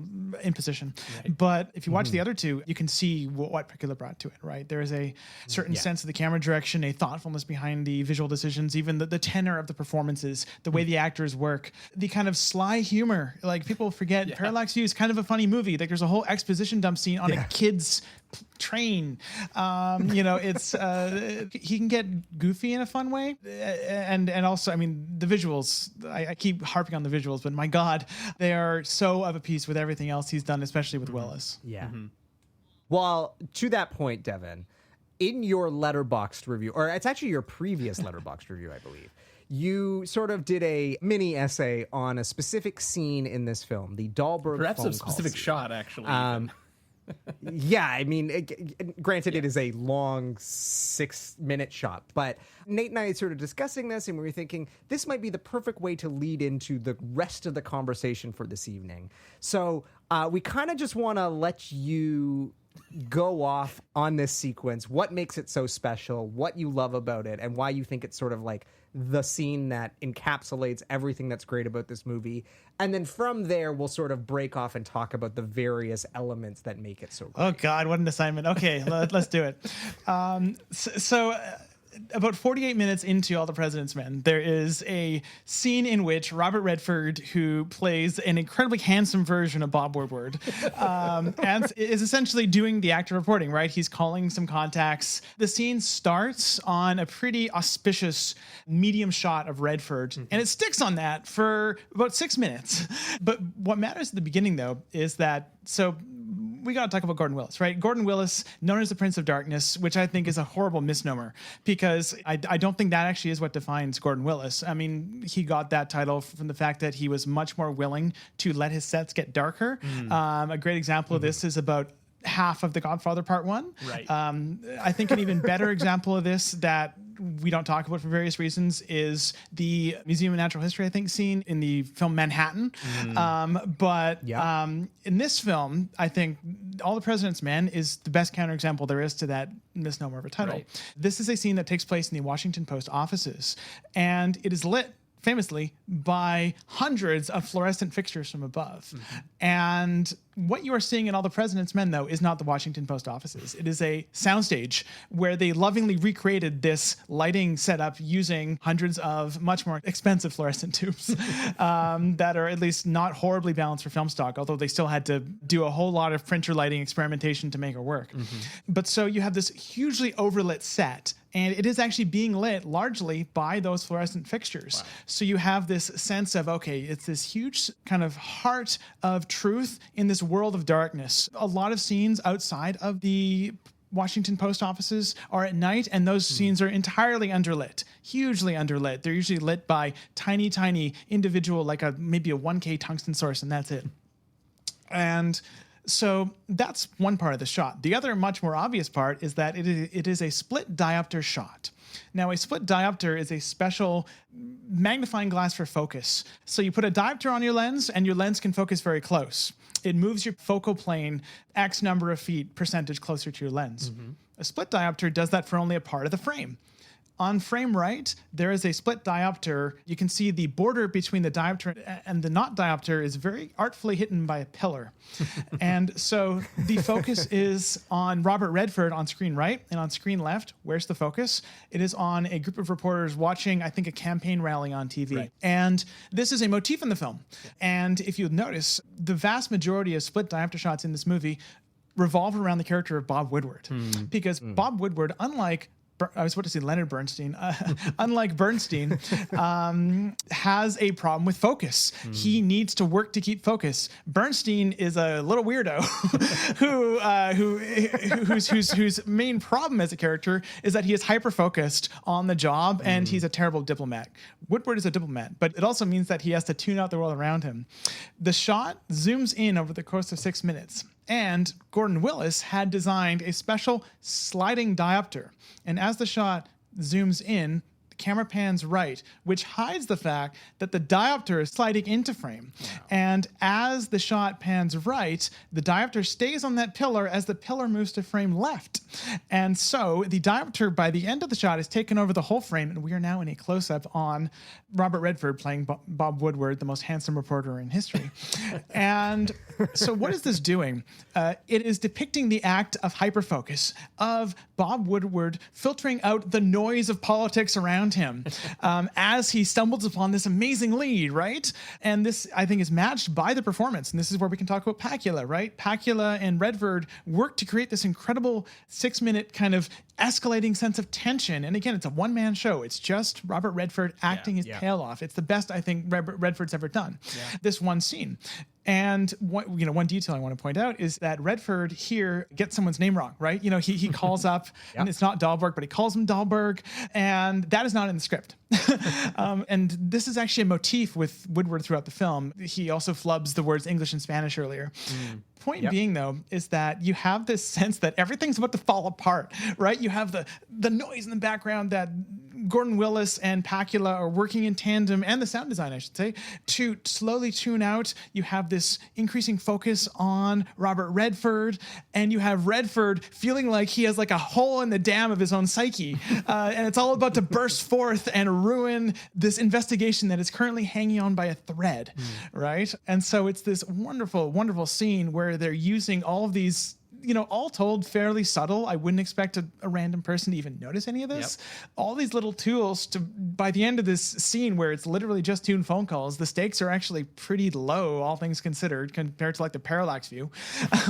And yet by the end, you don't really know why, but your heart is stopped. By the end of this shot. And it's pure form. The craft of acting, the craft of cinematography, the craft of lighting, all conspiring to make you feel things that the pure text isn't really equipped to make you feel. So that's my rant on that scene. No, it's great because I think it really serves to sort of highlight the few highlights that I want to cover in this episode, which is I want to talk about the cinematography, obviously. I want to talk about the performances and the writing. And maybe this is actually, because this is the thing that I think we'll talk about the least, but is also maybe the controversial opinion. But I want to sort of talk about this idea of documentary realism and how, when Redford first set out, again, when he was talking about making this very, very small picture, He really wanted it to feel like he referred to it as like a verite documentary. That was his idea. Like he wanted it to feel with split real. diopter. And obviously, Yeah, exactly. yeah. And, you know, when I said this in our initial notes of like, you know, this film feels very realistic and there's this documentary realism, Nate sort of chimed in and goes, is there though? Because like it's a very stylized movie. But I think there's a really interesting approach here. And you sort of touched on it, Devan, when you talked about like Redford screwing up lines and, you know, like that great moment of, do any of you speak Spanish? Not in like, the script either, yeah. There's all these moments that are left in that make these characters feel like they are actually embodying the characters that they're playing. And it's one of those things that like, yes, we know who Robert Redford is and who Dustin Hoffman is, but I kind of feel like if you were to show this to a different generation who is not familiar with arguably two of the biggest stars of the 1970s, but like they're not necessarily household names to a certain generation now.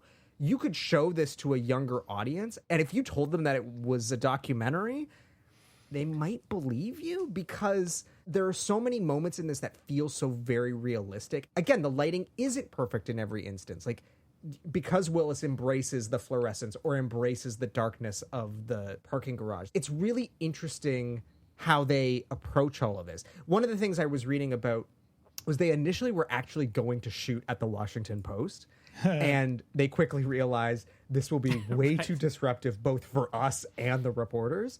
So they went back to Burbank. It's interesting, Devan, you said they shot it on a soundstage, but they actually shot it on 2 full sounds. They knocked the wall out between 2 of them so that they could build this massive set. But when you watch it, like, it is astounding the level of detail and like the background work and just like how much stuff is like in the frame that, again, it adds this sense of realism and it doesn't feel like a set. And it's funny, my dad always told me that they actually shot part of this in the Toronto Star offices. I don't know why maybe he's getting this mixed up with another movie. So in the back of my mind, I was always like, oh, well, this was actually shot in a real newsroom. Because like nothing about it sort of seems to indicate that it isn't. Well, and so both my parents are journalists, and it looks exactly like, you know, many of the like the newsrooms that they've worked in, the modern newsrooms that they've worked in. Of course, like these were smaller newspapers, so it's like they now look like what the Washington Post looked like in the 1970s. But yeah, no, I mean, it does. I would say the acting, the script, the lighting have a sort of naturalistic feel in my books. But the thing that really strikes me that doesn't feel naturalistic is the structure of the film and the script and the editing that sort of supports it, where it's like there are a lot of motifs that recur in this movie again and again and again that feel too structured for it to be certainly saying that's verite, but even like a documentary where there's maybe more construction going on. But like this split diopter shot that we've been talking about, really Devan's been walking us through, there's sort of like several shots throughout the movie that sort of mimic that same setup at like key points throughout. There's like another similar one with the TV in the foreground and then Bob Woodward in the background. I think there's 2 of those. One where the TV's really big, and one where he's really big, right? And it's sort of the shifting balance of like the TV's enormous and he's tiny.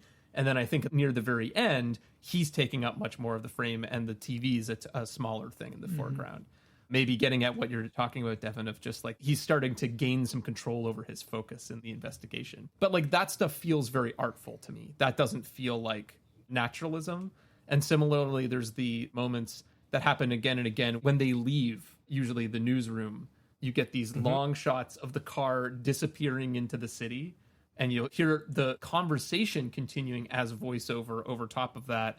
And then it's often intercut with them looking at the list and crossing things off and finding the right people on the list and all of this, which again, it's very stylized. Those moments sort of like counterbalance this naturalism for me. They help reinforce the fact that this is not necessarily a plotty linear story, but rather a process that you're working through, in my mind. Well, that's one of the things I love about this movie. One of my notes rewatching it this time was, I love how this movie just throws you in the deep end and it just starts. And it makes no apologies. It has no desire to get you up to speed. It never explains, there's no exposition to explain who any of these people are. It just sort of is like, you're now on the trail and you got to keep up with these guys. Kind of like in a way, like if it were a documentary, well, I guess if it were a documentary, it probably would spend more time catching you up. But if it was like a verite documentary of like you're living with these guys and you're seeing everything unfold as it unfolds for them. And I love that it begs you to keep up with things. And at times it can be very difficult. And again, as you say, like there are points where you straight up can't keep up with what's going on because you just don't have the capacity to, unless you're like taking copious amounts of notes like Redford's doing, you're not going to keep up with it. In the LA Review of Books look back at the 40th anniversary, they had this great quote where they said that, again, Redford really wanted to take this sort of documentary style approach. And they realized, like, this could never actually be a documentary because if it was, nobody would want to watch it. It would just, it wouldn't work. They said, like, Hollywood has made an art of elevating the mundane. That's what movie stars do for a living. They make the everyday transcendent. So, you know, yes, the audience has to believe, but also they have to be transported. Like, that's what Hollywood does. So that's what I think is so interesting is that, like, there are these documentary realism elements, but then they are sort of supported by the more stylistic elements that on the whole sort of like putting the two together creates this very compelling film that allows an audience to go along on a journey that otherwise, if it were just a traditional documentary, probably would be impossible to follow and would be very boring. And like 13-year-old Adam, everybody would just like tune out after 20 minutes. But because of those moments of heightened stylization, it pulls you in. I also think too, like sometimes the moments where you do find it impossible to follow what's going on, that forces an audience to sort of lean in and be like, okay, wait, what do they say? Like, and it kind of causes an extra level of engagement because you're just trying to keep up. Like, and I think that's part of the brilliance of this whole structure and stylization that they take. I think this gets at the question of the very easy to answer question of what is a documentary? It's a mental game I play with my students where I go, okay, so what's a documentary? And then you spend an hour failing to nailing it down because I think we can compare it to something like another film where the director and cinematographer used the word documentary frequently when talking about it, which is The Grapes of Wrath, which was directed by John Ford, shot by Greg Toland. And they used the word documentary to describe especially how they wanted to shoot the camps, the tent cities, the shanty towns where the Okies live. And when they were talking about documentaries, they weren't necessarily talking about documentaries in the way we mean now. This was pre-direct cinema, pre-verite. Right. And so they were talking about like documentary photography, like the photography of people like Dorothea Lange, and also newsreels. And so when you watch The Grapes of Wrath, the lighting is absurdly extreme for the time. It's so minimal. Gordon Willis was clearly taking notes, but it's still using the semiotics, the language of classic Hollywood, right? Most of it's still shot in very obvious sound stages by today's standards. A lot of it's still lit with 3-point lighting. The performances and everything are still what we might call theatrical. But I think this does reveal what a lot of narrative filmmakers mean when they say they want to make it documentary style, and that's that they want to impart the linguistics of documentary to lend an air of authenticity to their film. A good reminder of this is that Steven Spielberg said he wanted Schindler's List to feel like a documentary. And when you watch that, like 3 shots in, you're getting like 40s Hollywood glamour lighting, right? Yeah. But he and Kaminsky said, no, we wanted to make it feel like a documentary. And I think they're still right, but they have chosen a very specific set of documentary semiotics to bring into that film to increase that sense of verisimilitude. It's like watching, I was about to say The Office, but I think more applicable, something like In the Thick of It or In the Loop, to talk about political satires where they are borrowing key extracts of things popularly associated with documentary formalism, right? Like shaky cameras, quote unquote available light, that sort of thing, the thing that famous documentary filmmaker Errol Morris has totally rejected, right? He calls it the aesthetics of truth, right? He says, if I put a certain type of tile in my shower, does that make it more truthful? No, it doesn't.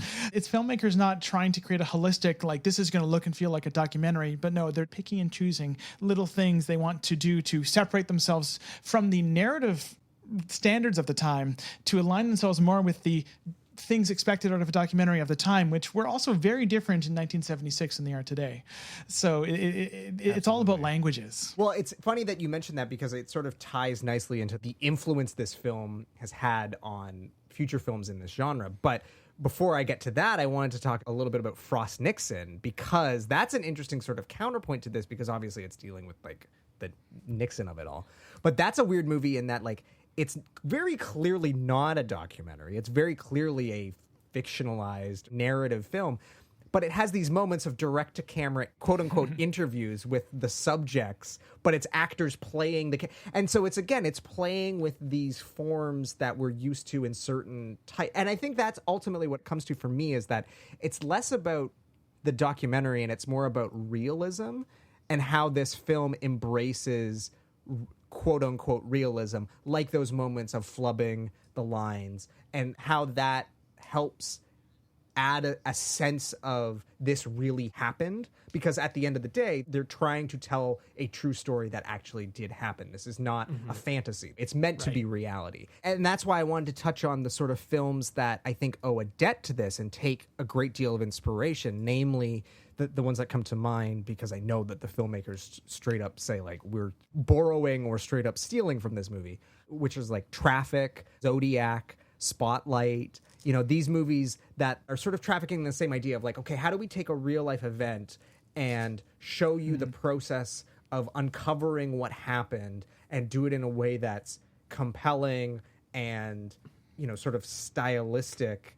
You know, Zodiac's a perfect example of like, that's a movie that I think obviously leans way more heavily into the style side of things and less into the realism. But like Fincher says, like, the number one influence for me making this movie was All the President's Men, which is, when you think about it, you can see that. Like, there's a beautiful moment in this when Bernstein comes into Rosenfeld, the like, I think he's the editor. Like, he's not the lead editor, Ben Bradley, but it's like the guy from the Great Muppet Caper. That's what I know him from. Jason Robards? And he's like, yeah, not Jason Robards. The Sidney Lumet day player. There's like two Sidney Lumet. Exactly. Is it Jack Warden? Jack Warden, yes. When he comes into Jack Warden's office, because he wants to start working on the Watergate thing, and Rosenfeld says, like, Bernstein, why don't you finish one story before trying to get on another? I finished it. The Virginia legislature story? I finished it. All right, give it to me. I'm just polishing it. And there's that great moment in Zodiac where Robert Downey Jr. essentially does the same thing. He's like, I wrote it. It's done. Now I just got to type it up. And it's like, you can see that, like, the Fincher is very clearly, like, playing homage and owing a debt. Well, and even the basement scene from Zodiac, I feel like also owes a huge debt to it, particularly the scene in this where Deep Throat tells Woodward that their lives are in danger and then disappears, and he's leaving the parking garage, and you can see him getting more and more worked up, and nothing ends up happening. It's him moving through this environment, and you can see him getting more and more flustered. And I feel like that feeling is very much the vibe of that scene in Zodiac as well. Well, and then I rewatched Spotlight the night before we were initially going to record, before I got wiped out by COVID. And I noticed that there's an instance in that movie where they do something that this movie does a bunch. And Nate, you actually alluded to this earlier, where there's a couple instances where they essentially do exposition dumps, but the way they do it is as voiceover over top of imagery of someone in a car driving back to basically wherever they're going to deliver the exposition dump. And Spotlight has a moment where they do that exact thing. Like, Mark Ruffalo has gone, he's gotten a bunch of documents that have finally been released. He's taken it all in, and then he gets in a cab, and while we see the cab driving from the courthouse to the Boston Globe, he's giving this sort of expository voiceover dump. And immediately I was like, oh, 100% this is them stealing this from But it's All the interesting President's Men. because I think the difference is, in my mind, is that the voiceover in All the President's Men is not exposition. It's them being like, is it this or is it that? Or what is it? Is it that? What about this person? Does this person know that person? It's information without content, I guess. And I haven't seen Spotlight since it came out, but my memory of it is that it is more plotty than this movie. Easier to follow in terms of like what is the what to this, because like it's less about the how and more about the what, whereas this movie is very much about the how and less about the, but it still feels like two sides of the same coin. Like, it feels like almost the perfect complement to this movie because of that. It sort of shows the other approach to doing the same thing of like, okay, well, what if you were to take this idea of like, here's this big story, how was it uncovered? Here's this big story. What was uncovered? Kind of. I feel like Spotlight is the closest thing we have to what if someone just did All the President's Men again, except without split diopters and with more digital cinematography with film emulation, which was actually a key example of that in history. But a film that I think weirdly I rarely see brought up in the conversations around All the President's Men, even though it's so tied to it, are the prequel that Steven Spielberg directed called The Post. Oh, yeah, right, totally. Which ends with the sequel hook with the Watergate burglars going in. It ends with the opening scene of All the President's Men, which is wild, and yet it could not be more formally different. Like, Spotlight is, I think, a successor to All the President's Men formally, but The Post is Janusz Kaminski, who is constitutionally unable to be naturalistic. Lighting it, like, he turns on lights halfway through dolly shots in that movie. I love it. I mean, he's my favorite working cinematographer, but he's also, I think, probably insane.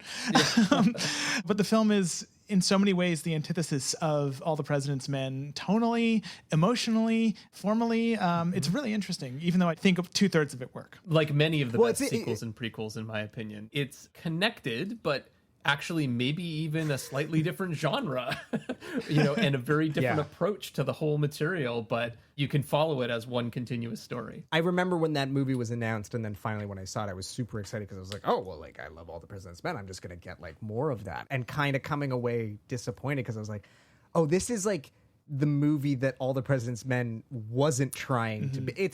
Again, that movie feels more like the what and less the how. I disagree with that. I think it's a movie about the relationships and the people more than anything. It's kind of a drama, a straight drama about, and maybe an ethical quandary about journalism, but not necessarily like as much of a political thriller. And I don't feel like it's as much about the what, it's about the who. Anyway, I kind of like that movie. Maybe I need to revisit. I mean, I also, Nate knows this, but I'm not a huge Meryl fan. I have very specific personal reasons that we can discuss off microphone as to why. But yeah, so maybe that was part of it. But I mean, ask later. It was juicy. Yeah, exactly. That could be our like Patreon spoiler. We don't have a Patreon, but maybe if we ever get one and we get enough money, I'll explain why I don't like Meryl Streep. I do want to talk a little bit more about the script because I think again, like that sort of serves as the foundation for everything else that we're discussing. And in that book, Adventures in the Screen Trade, Goldman describes the problems he faced while writing this screenplay. And he lists 7 things. Number 1, he says, because of how much was covered in the media, people rightly were sick of hearing about Watergate. Number 2, studios hate certain subjects. Sports is one, another is politics. All the President's Men certainly was a political story. Number 3, the book had no structure and no dialogue. Number 4, there were all those goddamn names no one was going to be able to keep straight. Number 5, great liberties could not be taken with the material, not just for legal reasons, but if there was ever a movie that had to be authentic, it was this one. Number 6, Redford himself, being a producer, meant that he was going to have a lot more say in both the film as a whole, but also his character. And number 7, how to make the ending work since the public already knew the outcome. Now, why am I outlining all of these? Because I want to ask you, Nate and Devin, do you think Goldman was able to overcome those 7 problems? Yes. I have to say, like, as much as I feel like it does overcome the issue of, like, all the names and all of that, I would almost prefer that this movie have just a quick exposition moment or two in it that just kind of lay it out. Like, I don't need like a murder board with the red string and all of that, but there is a fairly easy, concise thing that they talk about very briefly in the movie where it's like, there are 5 guys they're trying to identify, right? That's actually pretty easy to grasp amidst all of the other crap that goes on in this movie. That's kind of like, okay, all right, I get it. We're trying to find the 5 guys. And we know who P is. P is Paulson. Yeah. And it's I do feel like just a hook like that where it's like, okay, we're counting down the 5 guys and they've got one of the guys. Now they need to get the other one. How are they going to find the other? Just like a little bit of, maybe this is taking a little bit of liberty, but some kind of easy way to quantify how far along they are and simplify things a little bit may have just allowed them to like dispense with the plot, basically, I guess, which is what they try to do. but instead I feel like it's kind of a constant hum of noise. And there's an argument, Devin, you sort of talked about focus, right? There's an argument that this noise is part of the point, is that like it is confusing. And at the end of the day, the only thing that matters is what Deep Throat tells them at the end, which is everyone's involved. The whole intelligence community's involved, right? It's like, we know there was a break-in and we know everyone was involved, from the president to all of the president's men, right? That's the point, right? It doesn't actually matter beyond that, really, like what else happened. It's just that there was this politically targeted break-in and everyone knew about it. That's kind of it. But I think what's interesting, Nate, is that, like, I don't disagree with you, but I think this circles back to this whole, like, this was made in 1976. And, like, we've talked about a lot on this show how watching some of these older films in a modern context can be difficult, because usually it's because we're like, it's subsequently been done better, or it's been done to death, or like there's so many other examples that we like more that when you go back to the original thing, it just sort of feels ironically derivative, even if it was the thing that started everything.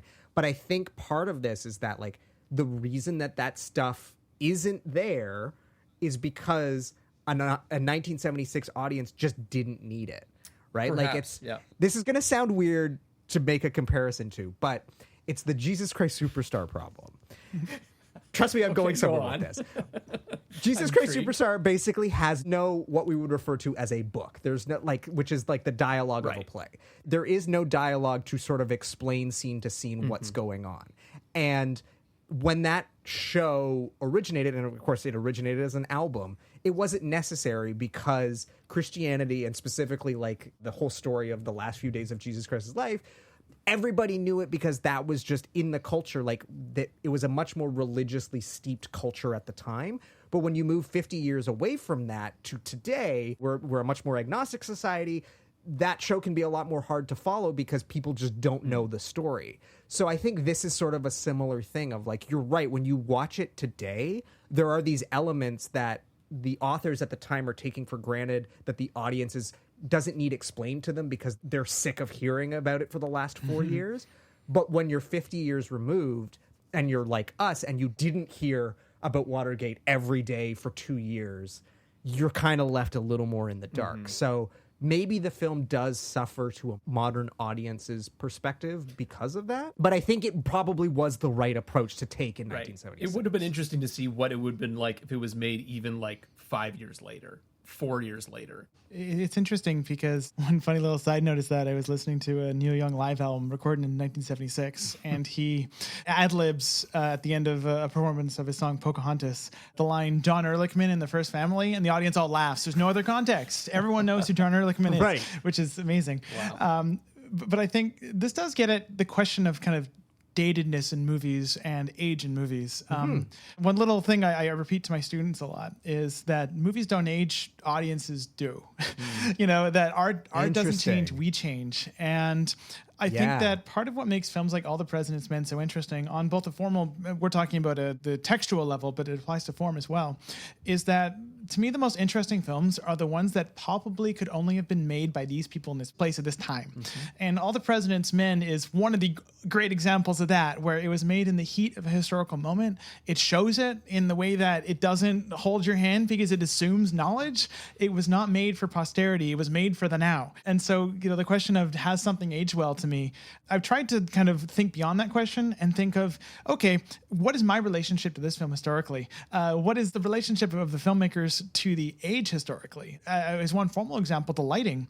You watch the lighting now and one thinks that looks great. Clearly it's doing good stuff, but it's not easy to tell that this was highly controversial at the time and radical. This was as radical as lighting got at the time. There's a reason why Gordon Willis was denied an Academy Award nomination throughout the whole 70s, because other cinematographers didn't like what he was doing. It wasn't part of the language. Now it's a baseline of the language. Every young cinematographer bows to the feet of the long dead Gordon Willis.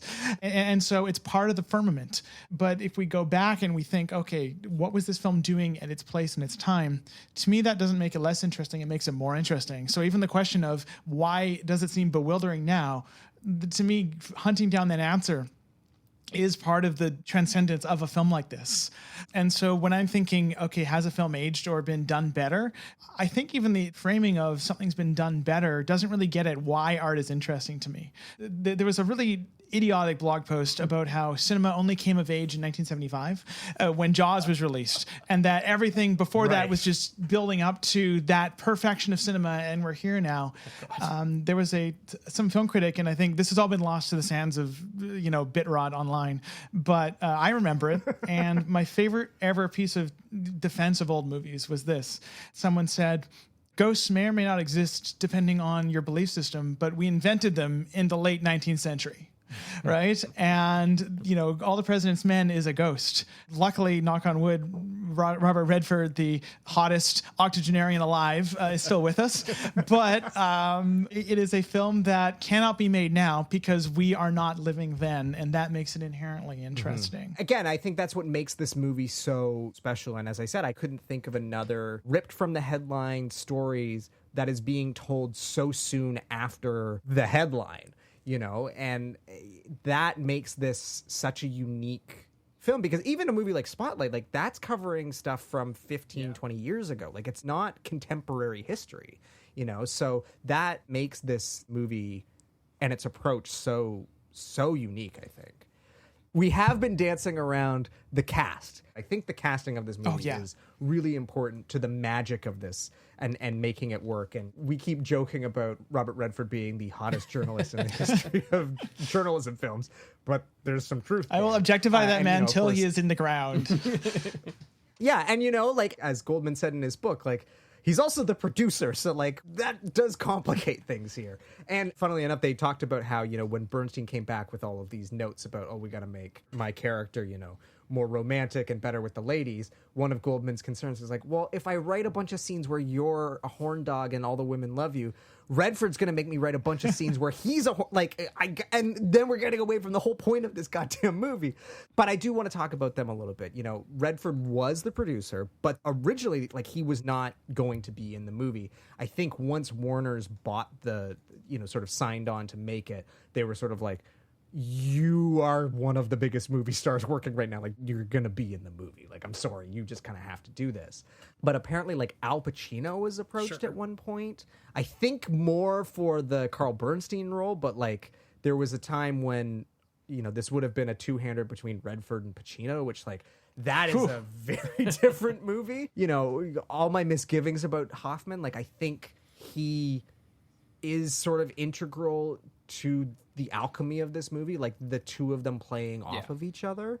And Redford talks in the commentary about how he had this idea, or he claims he has this idea. I mean, who knows who actually did, but he's like, why don't we both learn each other's lines? That way, at any moment, we can sort of interrupt each other, adding to that sort of like sense of realism. But not only that, he said the great thing is we didn't tell the other actors that we were going to do that. So that would throw the other actors off a little bit. And so, like, they were expecting Redford to say something, and suddenly Hoffman would say something, and then that would pull their attention, and it builds this sort of sense of, like, these are real people being caught off guard, speaking more naturalistically. Otherwise, this movie would just be, like, a bunch of talking heads. But what are your guys' read on this? Like, do you like these two people in these roles, or are they too handsome to be playing these, impeccable reporters? I loved Hoffman and Redford in it, and I mean, I've never thought of Hoffman as a particularly Saturday matinee good looks guy, but he has that movie star magnetism, right? I don't ask for casting to reflect the average hotness of the population. And I think they both give the roles exactly what they need, right? Because Redford, you're not thinking about how good he looks half the time. You're thinking about how well he embodies Woodward's not quite glad handing, but there's an element to that. Yeah. His diplomacy, the way that he gets what he wants. Because it almost feels like the film is about two different ways of dealing with people. You have Dustin Hoffman perfectly embodies this way of, he's a used car salesman, right? He'll browbeat everyone into submission until he gets what he wants. And Hoffman is like a honey badger of a man in this movie. Redford politics his way around. He wins over people. He's not quite the good cop, but he is a person that people gravitate towards just instinctively. So I'd say in that sense, they both give the roles exactly what they need. Yeah. No, I would totally agree. And I mean, this is sort of classic, but Redford as you said, in that shot, that's probably like the best he's ever been, right? It's in that moment where he's making those calls and he's getting more and more worked up and he's making mistakes and he's getting frazzled. Like, you really feel it. There are a few scenes like that in this movie that are, I agree, probably his best performance on film that I've seen, at least. But I gotta say, I think Dustin Hoffman's killing it in this movie, and the rest of the cast too, for that matter, because, like, again, my parents are journalists.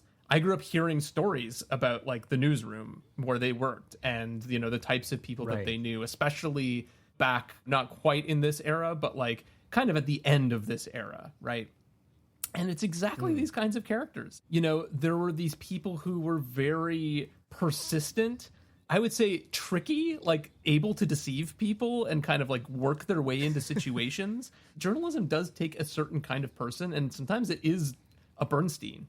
It's not just the Woodwards of the world. It's also those folks that are like willing to like barge into someone's office and trick their secretary into leaving so they can like come in and surprise them, right? And so I feel like that really resonated with me. Like, there's this museum that no longer exists, sadly, called the Newseum in Washington, D.C. that was like the Museum of Journalism. That closed? Oh, it closed, sadly. I always wanted to visit. It was great. And I remember they had this one exhibit where it was like a series of ethical dilemmas. And they basically would ask you, like, what would you do in this situation? And one of the things that they would ask is about things like stings, basically. Like, would you lie to this person to get the truth? Like those types of questions. And inevitably, museum goers would be like, no, that's wrong. We shouldn't do that. And then they would show you what journalists said. And inevitably, the journalists would be like, yes, we would do that. So it's like this. I feel like a lot of the situations in this where they're bluffing their way through situations or trying to figure out, like, how do you socially pressure someone into giving in to your questioning?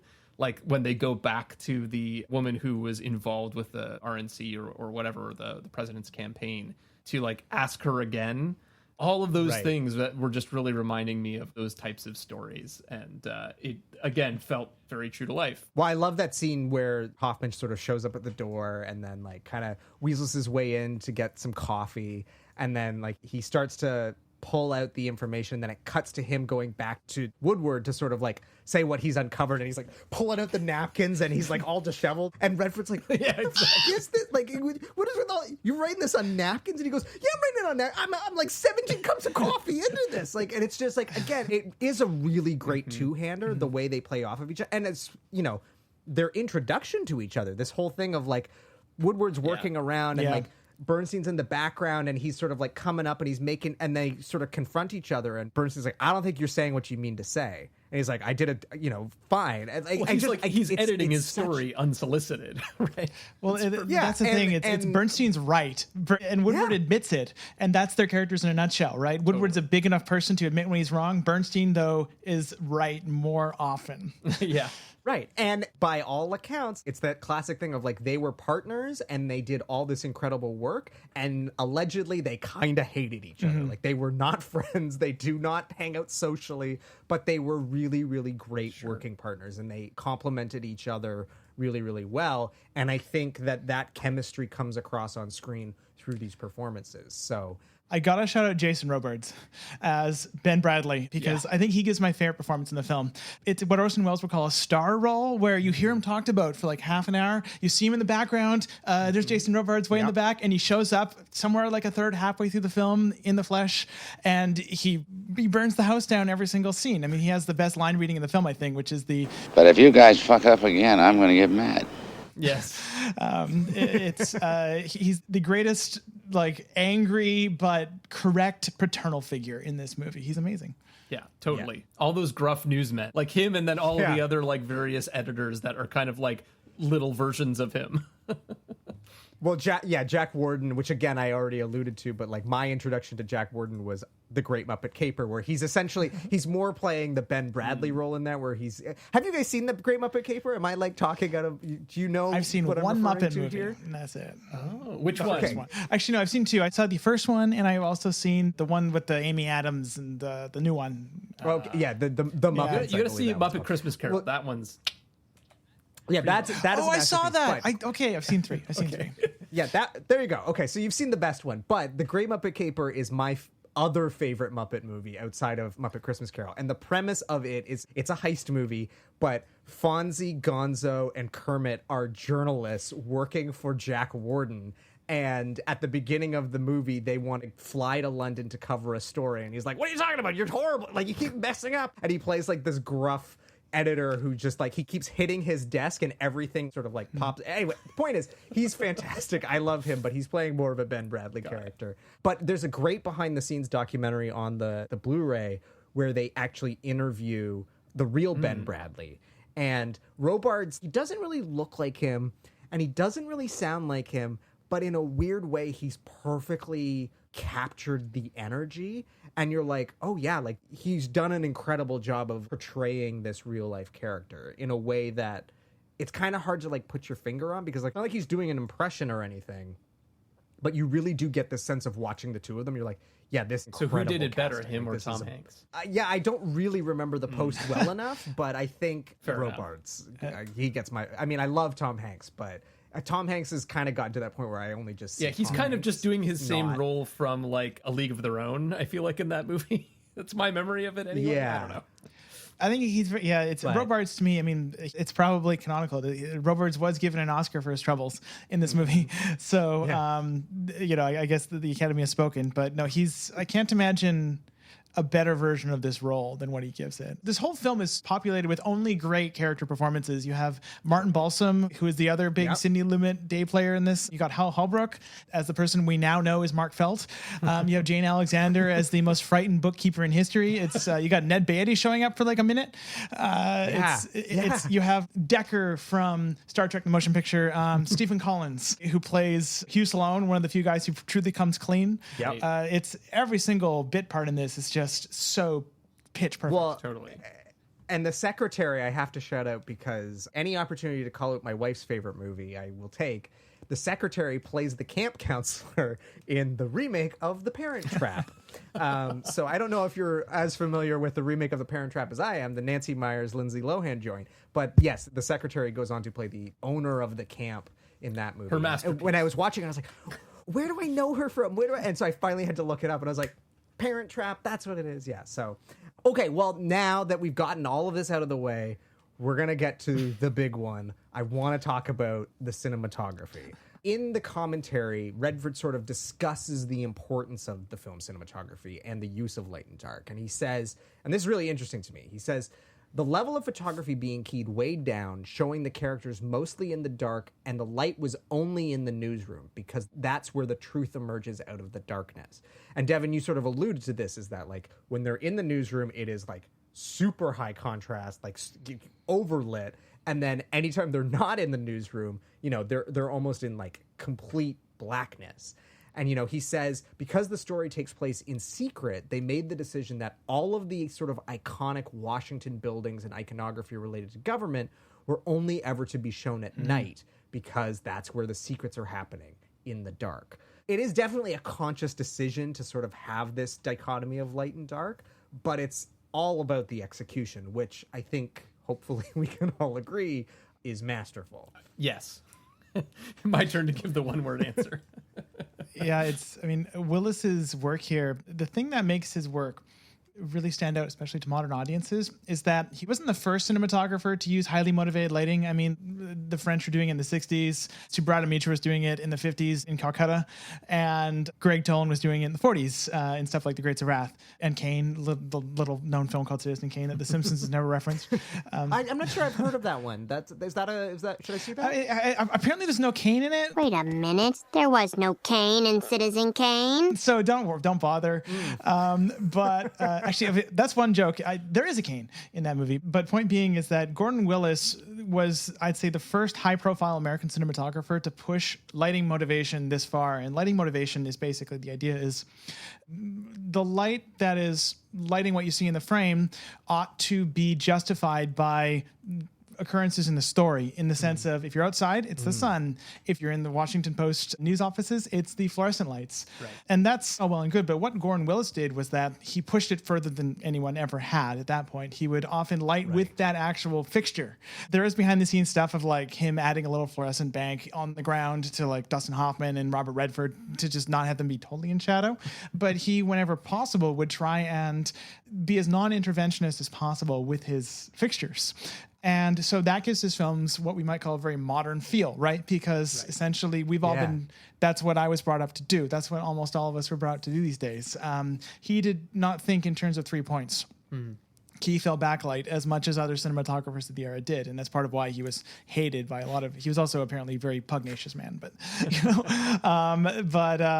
throughout this film, you can see that. Like, I mean, the famous parking garage scene where Hal Holbrook is being lit from behind by what appears to be a fluorescent light. Now, it's actually a movie light. I think it might be a fluorescent bank on a stand, but it does a really good job of looking like it. But the thing I want to point out there is, look at all like 4 scenes with Mark Felt. Every single time he's lit differently. Every single time. He does not pop out of the same hole twice, Willis does. And it's always tailored to the feeling of the scene as things are getting more desperate and as Deep Throat is literally receding into the shadows because he's afraid, he's lit less and less. Depending on his relationship with Bob Woodward at the time, it almost feels like the lighting is not really... Yes, it's realistic, but it's also expressing Bob Woodward's own point of view, his subjective viewpoint of how Deep Throat feels to him on that day. That sounded like a double entendre, but I swear it wasn't. Well, the thing I wanted to sort of unpack, because there's this ongoing conversation right now online about this idea of movies and TV are too dark.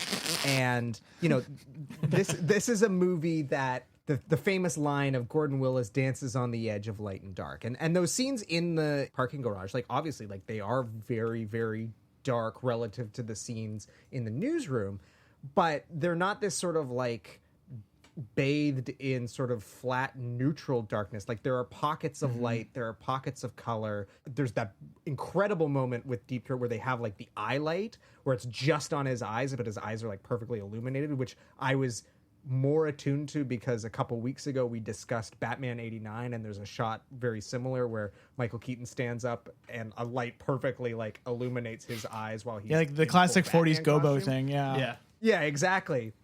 But I'm just curious, Devan, like, because, you know, you're a cinematographer, you're a colorist, you study this, you know this much better than Nate and I, but like, how do you think this fits within the relationship of like the use of darkness and how that compares to the use of darkness in modern cinema? Because it feels very different to me, but I don't find this obnoxious like I would some of the stuff that I see today. One thing I should preface this with is that I wrote an article for Filmmaker magazine and did a adaptation of that article in video essay form called "Why Are Movies So Dark Now?" That I think it's probably I probably thought it through more than I have now. But the big thing to consider is, what's the big tool we have now that Willis didn't have? And it has nothing to do with the camera. It has everything to do with post-production. All the President's Men was, I believe, printed up a stop, meaning that they underexposed it by a stop and then they printed it up, but that doesn't get you very far, and that's part of why it's so grainy.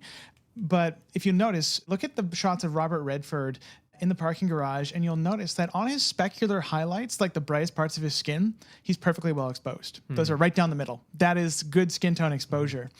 And in the background, the darkness is, as you pointed out, broken up by highlights. Now, in a modern film, what can you do? You bring that into color correction. You can bring all those highlights down to 100% is white and 0% is black. You can bring those down to like 10%. And that's what someone like Bradford Young would do, maybe 20%. Or Greg Fraser these days. He couldn't do that. There was no tool to do that. And if you try and do that on set, you're just going to get grain and not a usable image at all. You cannot get that image through the photochemical pipeline. So he had to do that to get an image, and that enforced a certain aesthetic. Right. Now, I think in terms of darkness, my long and short of it is I think a lot of what people complain about is bad composition for darkness. There's ways to do it well. When like Dune came out, there was not many people complaining about that movie.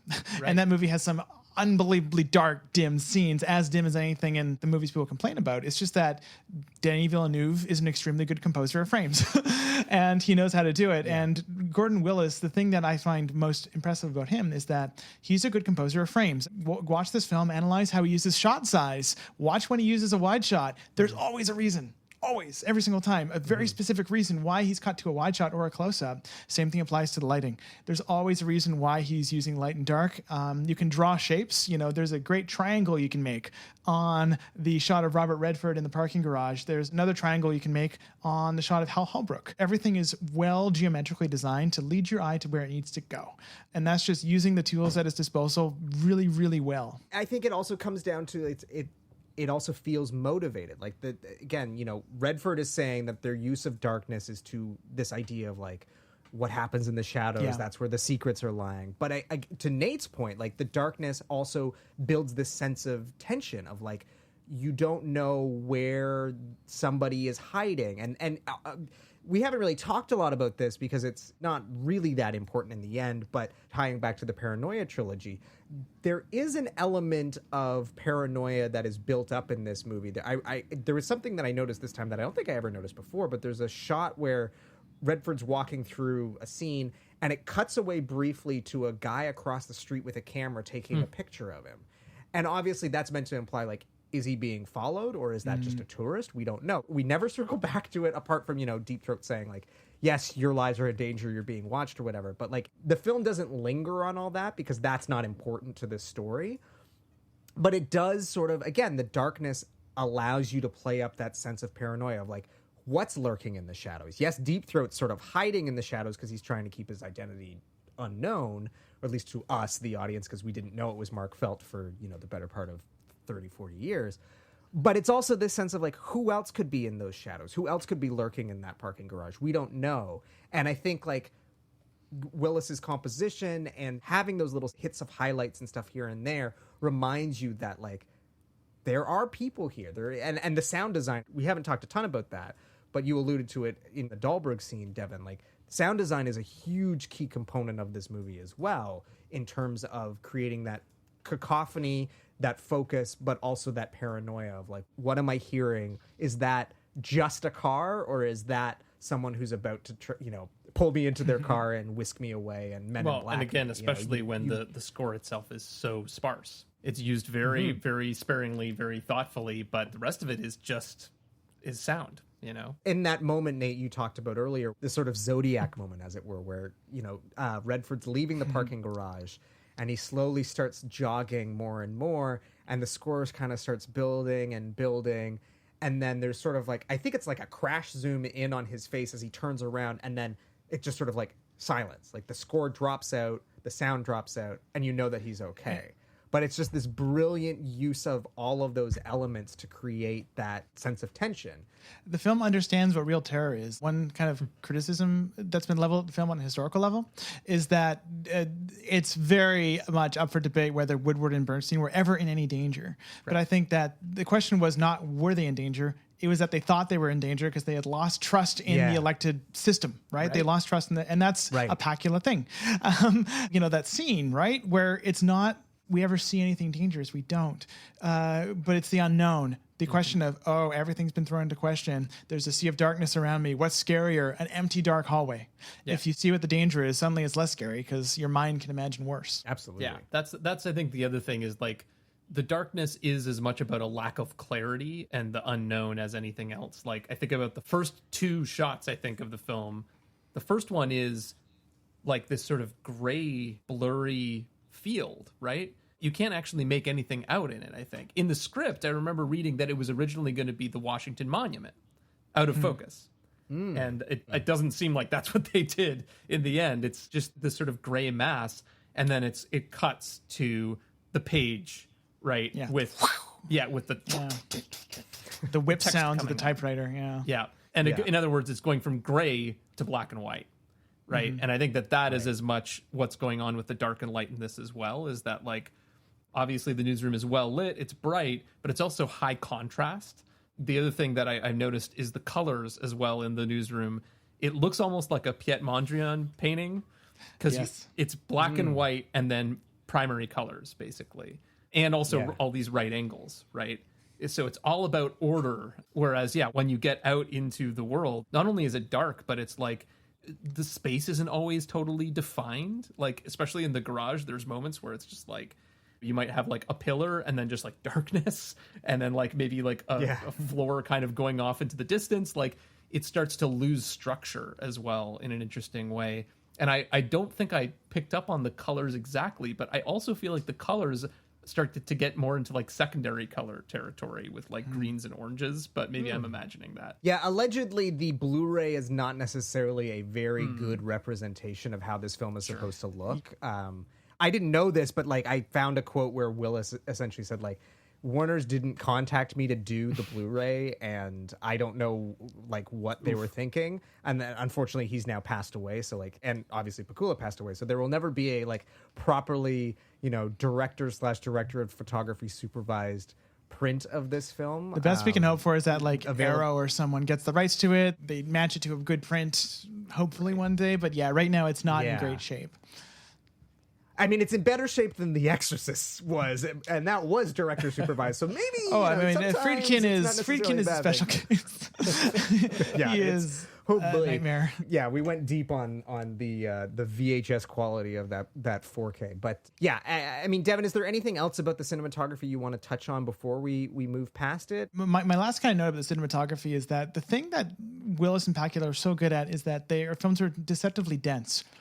On the surface, it often seems like they're not doing much, but every single shot has, I feel like I'm like Rick Berman in the Phantom Menace documentary, but everything has so much going on, truly. This is a remarkably dense film in terms of formal gestures, and if one watches it and goes like, well, what was the deal with that? It's worth just stepping back and analyzing every single shot in this movie, because it's not as showy as The Godfather or Manhattan or even The Parallax View, but I think it's as dense as any of those in terms of the amount of visual expressiveness on display. I have to admit that one of the questions I was going to ask, and I ultimately didn't because I think we covered it, but I was going to ask about the use of the split diopter, because like to me, when I watch this, it always takes me out of the moment because I notice it, because it's so jarring, because it's just not something that really we do anymore. And it was such a thing that was done in the 70s. Like, I think of like movies like Jaws and anything that Brian De Palma made. But the way you've sort of unpacked it and the use of it and why it was used, I want to go back and rewatch it, because I used to think that it felt kind of unmotivated, but now I'm starting to understand that, no, I think there's actually a very clear motivation for why they were using it. So thank you for that. Good. A good way to express my attitude on the split diopter question is sometimes things that take one out of the film were designed that way, right? Sometimes it is not a bad thing to be taken out of the film, because that can be an extension of character as well, or even an extension of something else the filmmaker wants to do. Brecht. It's another way of saying it's calling attention to form, right? Yes. And I think definitely in the way it's used in this movie, that is exactly what's going on. Because it's used as a motif as well in like very specific repeating sort of situations, not kind of like all throughout the movie in different ways. I invite everyone to watch the scene where Robert Redford busts into a phone booth, because that is the sweatiest split diopter slide I've ever seen in my life, because they slide one in like snaps and you can actually see it. It's so great. Well, if we're good on the cinematography front, I want to jump to the ending of the film, because I think, again, this is our election special, and we don't know how things have shaken out, but I have to tell you, watching this in July of 2024, that ending kind of gave me chills. So specifically what I'm referring to is near the end of the film, Woodward and Bernstein are presenting their findings to Bradley, and he eventually responds with this incredible monologue. You know the results of the latest Gallup poll? Half the country never even heard of the word Watergate. Nobody gives a shit. You guys are probably pretty tired, right? Well, you should be. Go on home. Get a nice hot bath. Rest up 15 minutes. Then get your asses back in gear. We're under a lot of pressure, you know, and you put us there. Nothing's riding on this except the First Amendment of the Constitution, freedom of the press, and maybe the future of the country. Not that any of that matters. But if you guys fuck up again, I'm going to get mad. Good night. And those are the last lines of the movie. Well, the last spoken lines of the movie, because then we cut to Woodward and Bernstein working away. In a split diopter shot in the foreground, we see the RNC. Nixon has been... Nate, what's the term? He's been nominated? Accepted as the nominee. Nominated, accepted as their nominee. And then we get a series of telexes that show basically the downfall of the Nixon administration. As we alluded to earlier, within basically 2 minutes, you get a series of news headlines that describe everything that ultimately leads to all the names that non-chronological throughout the movie being like, they stepped down, they were, whatever. Yeah. Exactly. So let's talk a little bit about that ending, because it hits very differently today than it probably did back in 1976. But did you guys have that equally pit in your stomach feeling when Robards delivered that? Because I have to admit, again, I've watched this movie many times, and the ending has obviously always been poignant, but it never felt as important and prescient as it did on this viewing. November 8th, 2016 broke my brain a bit. And I say that as a Canadian who tries to pay more attention to Canadian politics than I do, and less attention to American politics. But I think this is a good kind of moment for me to bring up what happened that night for me, because it's probably unusual and it's very Simpsons related. And I swear this does tie into what we're talking about. What happened on that night was I like to throw movie nights, and I threw a movie night where we watched a few things. I planned 2 Simpsons episodes. One was Sideshow Bob Roberts. Another was Citizen Kang. We never got to Bob Roberts. And the first thing we watched was the 1933 film Gabriel Over the White House, which, if you've ever seen it, is the only ever pro-fascist movie to ever escape the American studio system. It was bankrolled by William Randolph Hearst. Walter Houston plays a corrupt president who gets in a car crash and gets taken over by the Archangel Gabriel. And he dissolves Congress, rounds up all the bootleggers, has them shot in a concentration camp underneath the Statue of Liberty, and enacts world peace, and he's the protagonist. And so the film is basically trying to urge FDR to do this. And so we watch that, and then we get to Citizen Kang, and Citizen Kang is where the results start coming in. For the election. You know the results. We all know the results. And you're, sorry, just to interrupt, you're on the West Coast at this time? So it's earlier in the night than it was for Nate. Yeah, it was 7 p.m. or so. I forget the exact moment. And so throughout Citizen Kang, we all just start moving over to the results. We put on CNN or whatever we were watching, and we have a sinking in the pit of our stomachs. And actually, that was only half of why that night was terrible for me. The other half was that was the night my mom was in brain surgery and she was diagnosed with terminal brain cancer. And so that was the worst night of my life, to tie this into a Simpsons quote so far. But but ever since that night, I've had a hard time watching optimistic American political films, right? Lincoln fell off my viewing rotation around then, and I found myself just kind of constitutionally rejecting kind of raw, not just American, but just political optimism in art. And yet All the President's Men has stuck up for me because I think it is so obstinately not celebratory. What does it end on? It doesn't end on, it literally ends on a really, really anticlimax of Nixon resigns, period. Yeah. But what does it really end on? It ends with Woodward and Bernstein doing the work, right? And to use the cliche, democracy is about internal vigilance. And that's what the film is about. It's about the work never stops. They never get their rewards. They never get the big parade in the film. They just get more work. And that's the best we can hope for, is that we survive until the next election cycle so we can do the work again, right? And to me, that's what the ending of the movie says to me. And that's part of why I find it so moving, is because it happens to line up with what I feel in my gut after the shitstorm that was 8 years ago, minus 5 days as of the airing of this show. Yeah. That really resonates with me as well. And I think now having lived in the States for... coming up on 10 years, I think. Is that right? Maybe longer than that.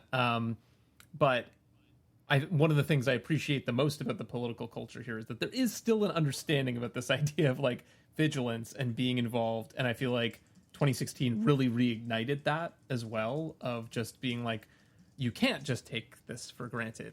You do actually have to be involved. And I feel like that same sort of like American political culture, for me, was really reaffirmed with Joe Biden stepping down as well. And, you know, the idea of actually choosing to give up power even when you maybe don't want to, but because you know it's probably the right thing to do, has a long American history. George Washington did not have a term limit. He could have been a king, and he didn't. He went to a farm and retired and gave it up and said we should have an election, right?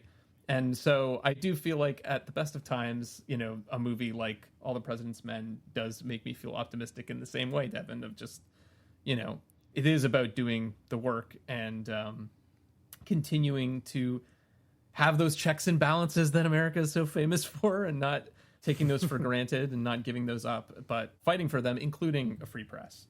I will also throw a sort of counterpoint, I guess, in on the ending, which is I also feel like Watergate, All the President's Men, and JFK, and this whole sort of strain of political conspiracy thrillers, and the way they're picked up by The Simpsons, kind of helped normalize a feeling of distrust and conspiracy theories that are so incredibly prevalent today, more so on the right, but on the left too. You get a lot of conspiracy theories and a huge amount of distrust.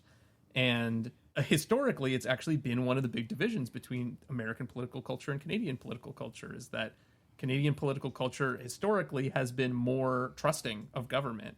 I mean, God, our equivalent of life, liberty, and the pursuit of happiness, right, is peace, order, and good government. There you go. That's it. And so, you know, that is like historically one of the divisions. And I think actually now that's shifting right now in Canada to a certain extent. I think there's less trust and more discourse, which maybe is a good counterbalance from where we were before, because I think a lot of bullshit went on under the auspices of good government that maybe does need to be checked, right?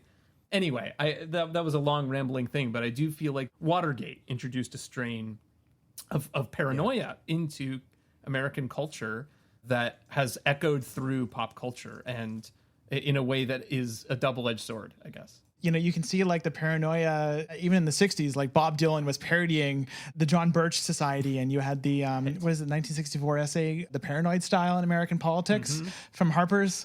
So I think, you know, the narrativizing of reality into something more palatable, I think has been, it's probably as old as humans could verbalize, but it seems to have really become central to American politics in fits and starts over the past, you know, our lives plus a few generations. Totally. When I was thinking about the ending, I couldn't help but think about the Washington Post's current slogan is "Democracy dies in the darkness." And this is the whole thesis of this movie, is like darkness and secrecy. And it's, so there's this interesting like parallel, or again, I'm sure like the fact that this is about the Washington Post, like that can't be entirely a coincidence.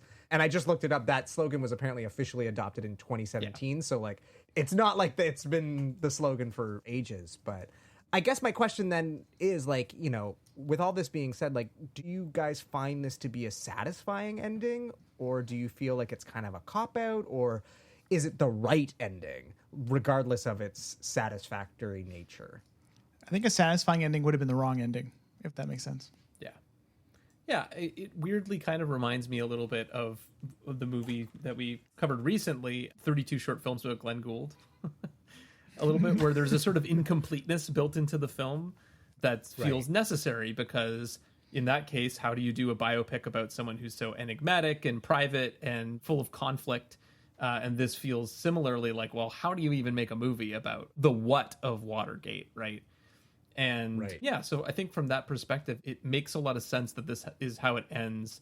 And it does end with this sort of idea of like vigilance and doing the work, rather than a neat, tidy bow and being like, and that's why we never have to worry about corruption in politics ever again. The Simpsons ending, essentially. Right. Yeah. Well, except that, Joe Quimby ends up being the mayor again. So, Well, fair enough. Yeah. I think this gets at why the post feels a bit confused in the ending for me, where it kind of is a little bit self-congratulatory, and then it's like, oh, it's happening again, and we're going to get him again. Right.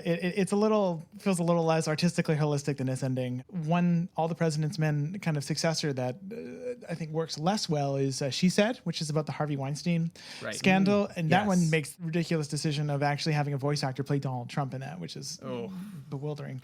Wow. But I think too, it feels like a hagiography in the way that All the President's Men doesn't. It's about imperfect people trudging along, and anything else would not fit with it. Totally. Well, that brings us to the part of the show that we like to call the parts that seem like Simpsons jokes but aren't. Was there anything in this movie, this very serious depiction of the investigation of Watergate, that felt particularly Simpson-y? I just want to say quickly, this movie is funny. I think this movie is actually got a lot of humor in it. And I think it kind of has to. It's the tension thing that our film teacher talked about. Like, you have to break all of this tension with humor, or else the audience will just they'll just go numb. So, but yeah, Devin, was there anything in this that felt particularly Simpsons-esque for me? you? It was the scene that I had forgotten. I mentioned it once earlier in the episode, but I'm going to mention it again. The famous cookie scene, where Bernstein asks Woodward if he wants a cookie, or it's have a cookie. He tosses him a cookie, and after the cookie's already in his lap, I don't want a cookie. It's just it felt like something I would imagine like Mr. Burns and Smithers doing, or something. Like, I had to pause the movie actually because I was laughing so hard at that bit of improv. It was amazing. So that's my pick. Yeah, I love that too. I had that one on my list as well. It's a great moment. And there's a similar one too, where they're walking down the street getting ready to interview someone, and Bernstein's like, all these neat little houses and all these nice little streets. It's hard to believe that something's wrong in some of those little houses. No, it isn't. Yeah. There's very good they banter. have such a great dynamic. Yeah. Yeah. The thing that jumped out to me is feeling like, in terms of like a Simpsons written line, it's in one of their like morning meetings, and they're like, anything else? And he goes, break-in, car crash, pretty good for a Saturday. I don't know, there's something about that energy. But then the thing that feels, not in a joking way, but when Bradley writes out, we stand by our story, I couldn't help but think of, Mr. Bergstrom writing out, you are Lisa Simpson. And part of that is obviously because Hoffman's in this movie. But like immediately that came to mind of like someone writing a note and handing it over, and it having this poignancy always makes me think of the you are Lisa Simpson. Or how about the name of, let us not forget, Milhouse's namesake? Is Richard Nixon not a Simpsons character? Does Richard Nixon not count as a walking, talking Simpsons gag? This must be mentioned. True. That is very true. There's no other place to bring this up, but I feel like I absolutely have to, and this is the only section of the show where it feels appropriate. But all the scenes that take place in the retro McDonald's, where like McDonald's is kind of like a real sit-down restaurant, like it doesn't feel like a fast food chain. I don't know. There's something weird about that, and it happened more than once, and every time I was like, Are they in a McDonald's right now? And it's like with all like the wood. They're gonna go get some. And it's just it was. What is it? Chocolate frosty milkshakes? Yeah, it was very weird to me. But more movies should have scenes, intense journalistic scenes take place in. I think that's ultimately why it feels funny. Is like, can you imagine a modern day movie having a scene where like two investigators are trying to take down the president of the United States through their investigation, but they're conducting it in a McDonald's where a bunch of kids are running around like eating Happy Meals and like going down into the ball pit. Like, it doesn't work, but you could get away with that in 1976. So yes, indeed. So in terms of the performance of this film, this is really interesting. What do you think the MPAA rating for this movie is? So this predates PG-13. Yeah, predates PG-13. I'm going to guess PG. Me too. Okay. So would it surprise you to find out that the Motion Pictures Association initially gave the film an R rating? Is there like one F word in it or something? There's multiple uses of the F word and its derivatives, but Robert Redford and Warner Brothers basically went back and appealed it, and they gave it a PG. And the president of the MPAA, Jack Valenti, said that the film would have received a G rating if there was no profanity. Well, to be fair, not only did they say several times, they also say rat several times. Oh, like right. many times, because it's a whole plot point, basically. Yeah, but it's one of those funny things of like, can you imagine if this movie was rated G? Like, it's one of those instances where I understand that they don't want it to be rated R because like that feels like it's something that it's not. But like, this is decidedly not a kids movie. Yeah. Like general audiences will not enjoy this movie. It's this weird thing of like the rating system doesn't necessarily always reflect what it should. But like, this is an adult movie, not because it's got sexual content or violence or the language, but just like, as I said, as a 12-year-old, I turned it off because I just couldn't follow it. Like, it is very decidedly a movie for grown-ups. That's true, but they're not rating the boringness of it for kids. No, I know. But it's just, it is funny to think of, like, there's a world where this could have been next to a Walt Disney Wouldn't it be picture, great if that was how they rated the, like any like James Benning avant-garde durational film? It's just an X-rated straight up. It's all NC-17 straight down, banned in the UK. Yeah, exactly. Well, unsurprisingly, this movie did pretty well. And again, this is always sort of like hard to do with these older movies because like this stuff wasn't reported to the same degree. But from what my research shows, budget of $8.5 million, worldwide gross $70.6 million. And, top of the year, Nate, we've actually discussed this sort of top 10 before. Do you remember what episode that would have been? What year is this? This is 76. This is 1976. Rocky. Correct. And do you remember where Rocky landed? Not necessarily. So Rocky's the number one movie of the year. And this comes in at number 7. This comes in at number 5. Number 7, The Bad News Bears. Number 6, The Omen. Number 5, All the President's Men. Number 4, Silver Streak, a more different movie you could not find. Number 3, the remake of King Kong. Number 2, the Barbra Streisand remake of A Star is Born. And number 1, Rocky. So very interesting year at the cinema, 1976. At the Academy Awards, I mean, Devin, you already alluded to this. It was nominated for basically everything you would expect. Best Picture, Best Director, Supporting Actor for Robards, Supporting Actors for Jane Alexander, Adapted Screenplay, Art Direction, Film Editing, and Sound. And it ultimately only won for Adapted Screenplay, Art Direction, Sound, and Robards took home Best Supporting Actor. What's interesting, though, was that I found in 2015, The Hollywood Reporter did an article where they polled members of the Academy and asked them to sort of go back and reassess the winners from previous years and sort of say, like, if you had the chance to change this, what would you pick? And they said that if they had the chance, they would go back and they would give this Best Picture over Rocky. They think that this film is ultimately has more legs and is more deserving of Best Picture than Mr. Stallone's Rocky, which, I mean, Nate might disagree with. I love Rocky, but it is, they are apples and oranges. It's really hard to compare these two movies. They're just doing such different things in many ways. Although also a movie that's sort of striving for that same sense of truthiness. Yeah. I'm looking at the cinematography nominations because I'm a nerd. Bound for Glory won by Haskell Wexler, which I would not give it to it over this, but that is an amazing choice. That is a beautiful movie. But King Kong by Richard H. Klein, Logan's Run by Ernest Laszlo, Network by Owen Roseman, who Roseman is one of the few cinematographers who was kind of doing similar things to Willis at the time. Taking a Pelham 1, 2, 3 is gorgeous. And then Robert Surtees, who is a legend, did A Star is Born. But I think it really shows just how much this film's cinematography has been reevaluated by especially the kind of the mainstream powers that be, that it wasn't even nominated this year. And Willis did not get nominated until 1983 for, does anyone know the film he got nominated for? No. Zelig. No. Oh. Well, sure. Yes, I did know that. And did he win? He never won. He was nominated once again for The Godfather Part 3, which is a gorgeous movie, but he did not win. Yeah, okay. There you go. Yeah.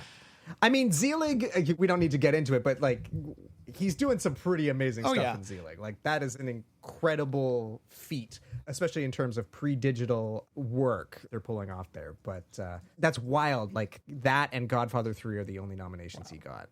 In terms of reviews, obviously we got to cite the greatest of all time, Roger Ebert, who wrote at the time of the film's release, All the President's Men is truer to the craft of journalism than to the art of storytelling, and that's its problem. The movie is as accurate about the process used by investigative reporters as we have any right to expect, and yet process finally overwhelms narrative. And it succeeds brilliantly in suggesting the mixture of exhilaration, paranoia, self-doubt, and courage that permeated the Washington Post as its two young reporters went after a presidency. I had to edit this down kind of on the fly. But do yourselves a favor and go read his entire review. It's phenomenal. But the more interesting contemporary review I tracked down was actually on Letterboxd, of all places. And no, it's not Devan's review, although you should definitely read that. It's excellent. It's actually writer-director Christopher McQuarrie wrote about this on Letterboxd. And he has been doing this, he'll randomly show up on Letterboxd and be like, here's a movie that you should check out, and sort of writes a mini essay as to why it's so great. So he says, nothing should work in the best-known chapter of Alan J. Pakula and Gordon Willis's Paranoia trilogy. Major players in the slowly unfolding Watergate scandal are mentioned in passing and never seen. The story ends in the middle, and none of it matters in the least, because the film is not about the scandal at all. Rather, it is a forensic example of the burden of ethical journalism presented with the trappings of a Cold War espionage thriller wrapped in an odd couple buddy movie. The particulars of the case are irrelevant. Only the objective and the stakes matter, made abundantly clear from the moment to moment, and not just the stated, but felt thanks to our deep affinity for Robert Redford and Dustin Hoffman's Woodward and Bernstein. A masterclass in how to turn impossibly dense information into emotion. Which I think that's a perfect summation of my feelings. I couldn't agree more. So that leads us to our final reviews and our final takeaways. Boys, do the strengths outweigh the weaknesses? Devan, what do you think? No, of course. After all that. What weaknesses? I mean, it's great. I think I have nothing more to add to what I said. It's a film that I, again, keep talking myself out of the idea that it's a masterpiece, mostly because it's a little unassuming on its face. Mm-hmm. But I'm wrong constantly, it turns out. It's a masterpiece. And if one goes into it knowing what to expect, that it's going to be a barrage and you don't have to keep up with the barrage, I don't see any reason why someone wouldn't love it. Yeah. Nate, what do you think? Yeah, I think that's exactly it. I mean, the only thing that would ever give me a hesitation to recommend it to someone would be just coming in with that expectation of don't worry about the names and the details too much. It doesn't end up mattering that much in the end. They'll get you where you need to go. Even if you're not tuned into the craft of this, I think that the acting and the dialogue and the script is enough to keep you going scene to scene, to just watch them play these sort of journalistic games throughout the movie, trying to figure out how to convince someone, trying to figure out how to trick someone, how to get into a situation. Every scene is something like that, or they're trying to work through some challenge together, piecing together the puzzle.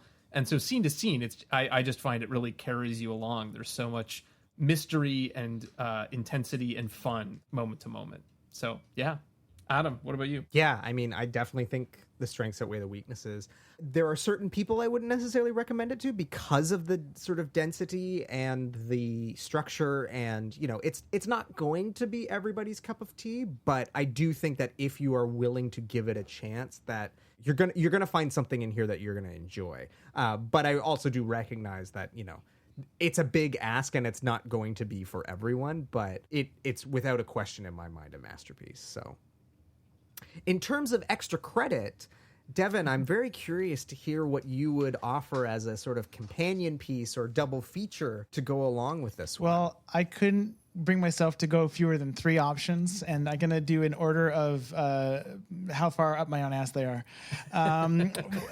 One is a film that might seem out of left field, but I think pairs perfectly, which is Thomas Alfredson's 2011 adaptation of the John le Carré novel Tinker Tailor Soldier Spy.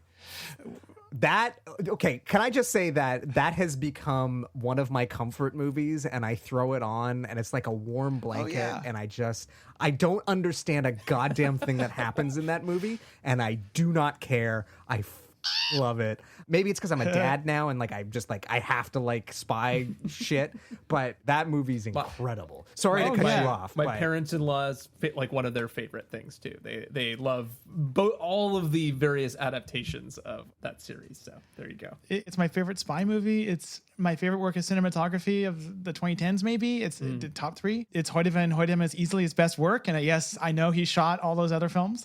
But for me, the reason why it scratches the same itch as All the President's Men is they are both films where they lob information at you. The difference in Tinker Tailor is that the information is, I think, more decipherable. Once you can like piece together them in your head, it actually is pretty coherent, but it's just so much crap.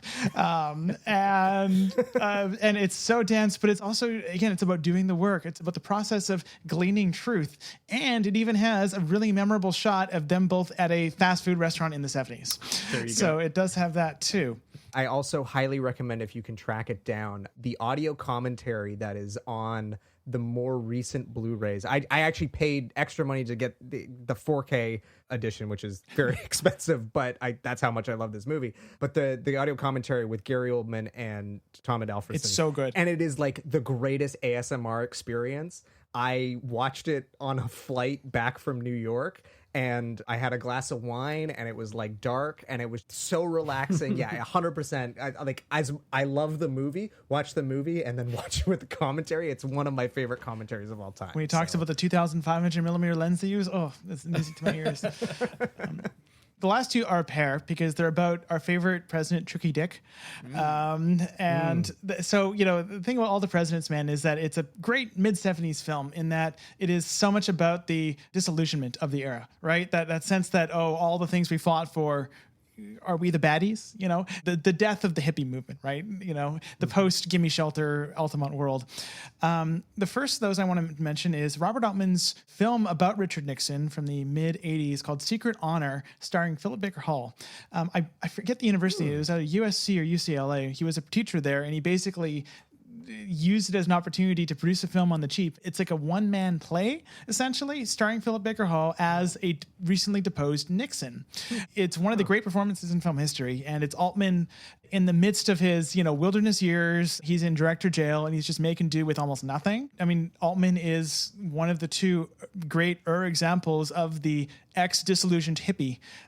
This was in his cocaine years, so it's a pretty hyped-up film. And it's incredible. It's, I think, the greatest ever depiction of maybe a president. And so my third example is also about Nixon, and this is actually music. Listen to the Neil Young album On the Beach, which is partially about this kind of like down and out, everything is a wreck feeling of mid-70s American disillusionment. The last line on the record is a dig at Richard Nixon, a subtle one. And then after you listen to that, listen to his 1976 song Campaigner, which is one he wrote after he saw some newsreel footage of Richard Nixon in the hospital after his wife had suffered a stroke. And it has the famous chorus in it, which is, "Even Richard Nixon has got soul." So even the villain who might have brought the downfall of American democracy but barely didn't, even he is a human, even he has a soul, and we ought to have empathy on those grounds, and maybe nothing else, but on those grounds. So that music, I think, is a nice little balm after all this darkness of American disillusionment that this film is, and that we are currently living through, whether we like it or not. That's great. I mean, I have to admit that Altman is a complete blind spot for me. I've seen only a couple of his films, and they're probably the most mainstream ones. I've seen Gosford Park, MASH, The Player, and then weirdly The Company. It's a deep because cut. it was a ballet movie that my wife is.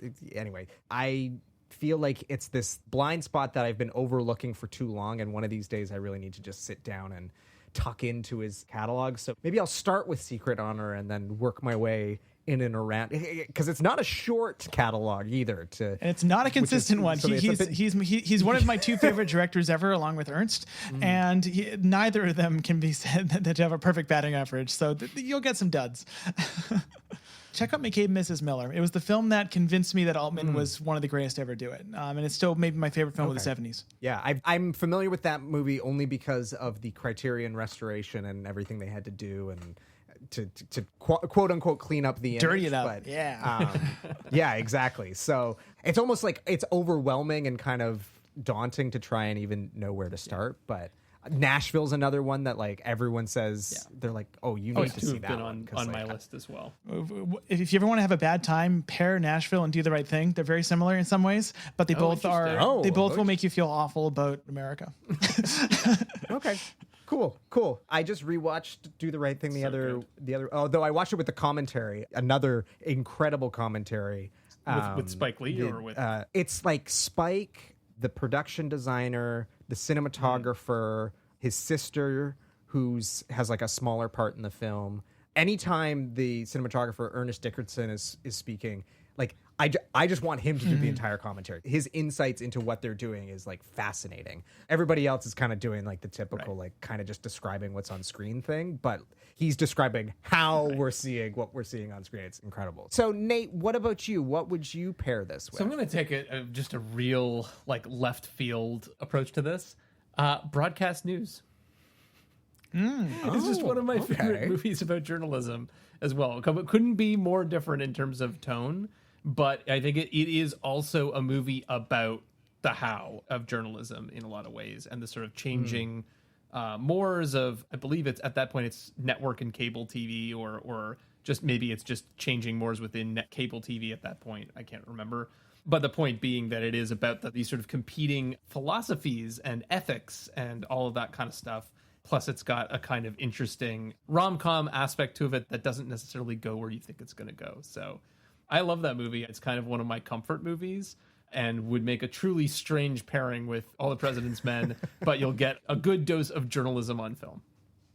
Adam, what about you? I've sort of alluded to the ones that I feel like I would recommend. I've always sort of joked that if I ever got to like program at a cinema or whatever, I'd want to do something called like the Power of Journalism series, and it would be like this movie, and it would be Zodiac, and I can't remember the other things I put in there. But yeah, so The Insider. Add The Insider. The Insider is one of them. I think I actually have like a letterbox list where I did this, but it was just like, yeah, all my favorite movies about like uncovering stuff and why journalism is important and all this. And like I put a couple documentaries in there too. But so I would say Spotlight, because like I said, I rewatched it in anticipation of this recording to be like, it's weirdly become a comfort movie for me because I find it kind of cozy, but I wanted to like go back and make sure that it was like actually good. And it is. I do think it's this sort of interesting mirror to this film in that it's dealing with journalists trying to uncover the truth, but it's a very different approach to how they tell that story. So I definitely think that would make an interesting pairing. And then, yeah, I'm just going to take any opportunity to tell people to watch Zodiac because I think Zodiac is a masterpiece. And Fincher says that, you know, that movie doesn't exist without this movie. So I don't know that it would be a good double feature in the sense that A, it would be a very long night, and B, a very depressing night. But you'd be watching two of the greatest movies of, you know, the last couple decades. And also, too, maybe even Traffic. Like, I kind of alluded to that. Soderbergh says that, again, that movie owes a lot to this movie, right down to the typography he used for the title sequence.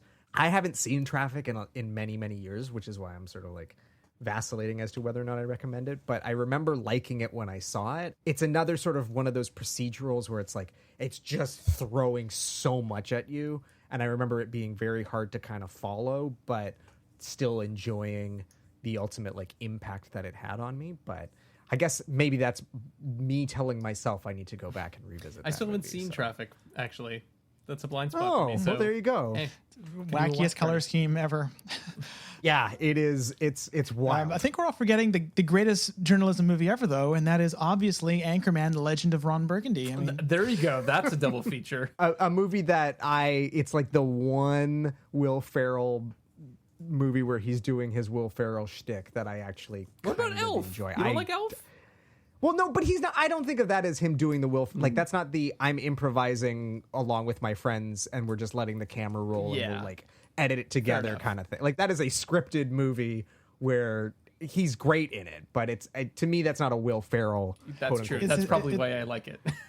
It's a shame he's not in Walk Hard, which I still think is the best of that movies. Interesting. The theatrical cut. Don't watch the long cut. It's not good. Right. Yeah, no. Well, that brings us to the end of this episode. Devin, thank you so much for joining us on the show. You've opened this up in a way that I wasn't really anticipating. I mean, I was anticipating that you were going to bring an interesting perspective to this, but like I said, you've now got me wanting to go back and rewatch the movie and reanalyze things because of the insight you've provided. So thank you so much for doing that. Is there anything you want to plug while we have you here? When this episode is released, the last episode of How Would Lubitsch Do It will have been released 3 weeks ago. Wow. The series was always meant to be limited, but it is ostensibly ending on October 8th, but I have one maybe episode that might come out, so it might end on October 15th, but it'll be 70 episodes, and if you're into learning about the life and work of the greatest comedy director to ever do it, I recommend that show on the grounds that Ernst Lubitsch is great. My contributions are minimal. But I hope I'm still doing this project by the time this comes out. But my current project that is kind of the thing online, aside from my teaching in person, is that I'm trying to keep to a schedule of one YouTube video essay every month. I have failed for the last 3 months as of this recording because I was on a film shoot. Turns out shooting a feature is a lot of work. Who knew? But I'm doing video essays on everything from color science to actually, a lot of them are about color science because they're about the philosophical implications of visual technology and form. So if anyone wants to do that, my YouTube channel is my name. But yeah, those are the two things I got going right now. My life is chaos. So in like 4 months, I bet it'll be out of date and I'll have something, a new shiny object for me to chase. So who knows, listeners? Good luck.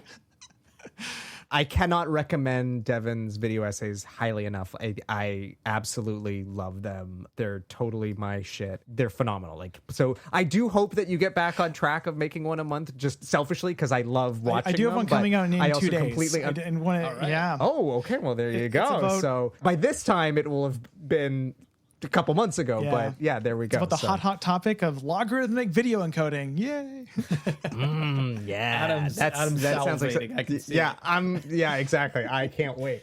Well, again, thank you so much for joining us. We really appreciate you taking the time to speak with us, and we appreciate you taking the time to listen, fair listener. We've been going, according to my clock, like almost 3.5 hours. Obviously, we're going to edit this down, so it won't be quite that long by the time you hear this, but thanks for sticking with us. Of course, if you enjoyed what you heard, please leave us a review and share this episode with the Simpson fans and film buffs in your life. It really does make a difference. And until next time, Nate, we'll see you around the Plex. See you around the Plex. I am a lonely visitor. I came too late to cause a stir. Though I campaigned all my life towards that goal.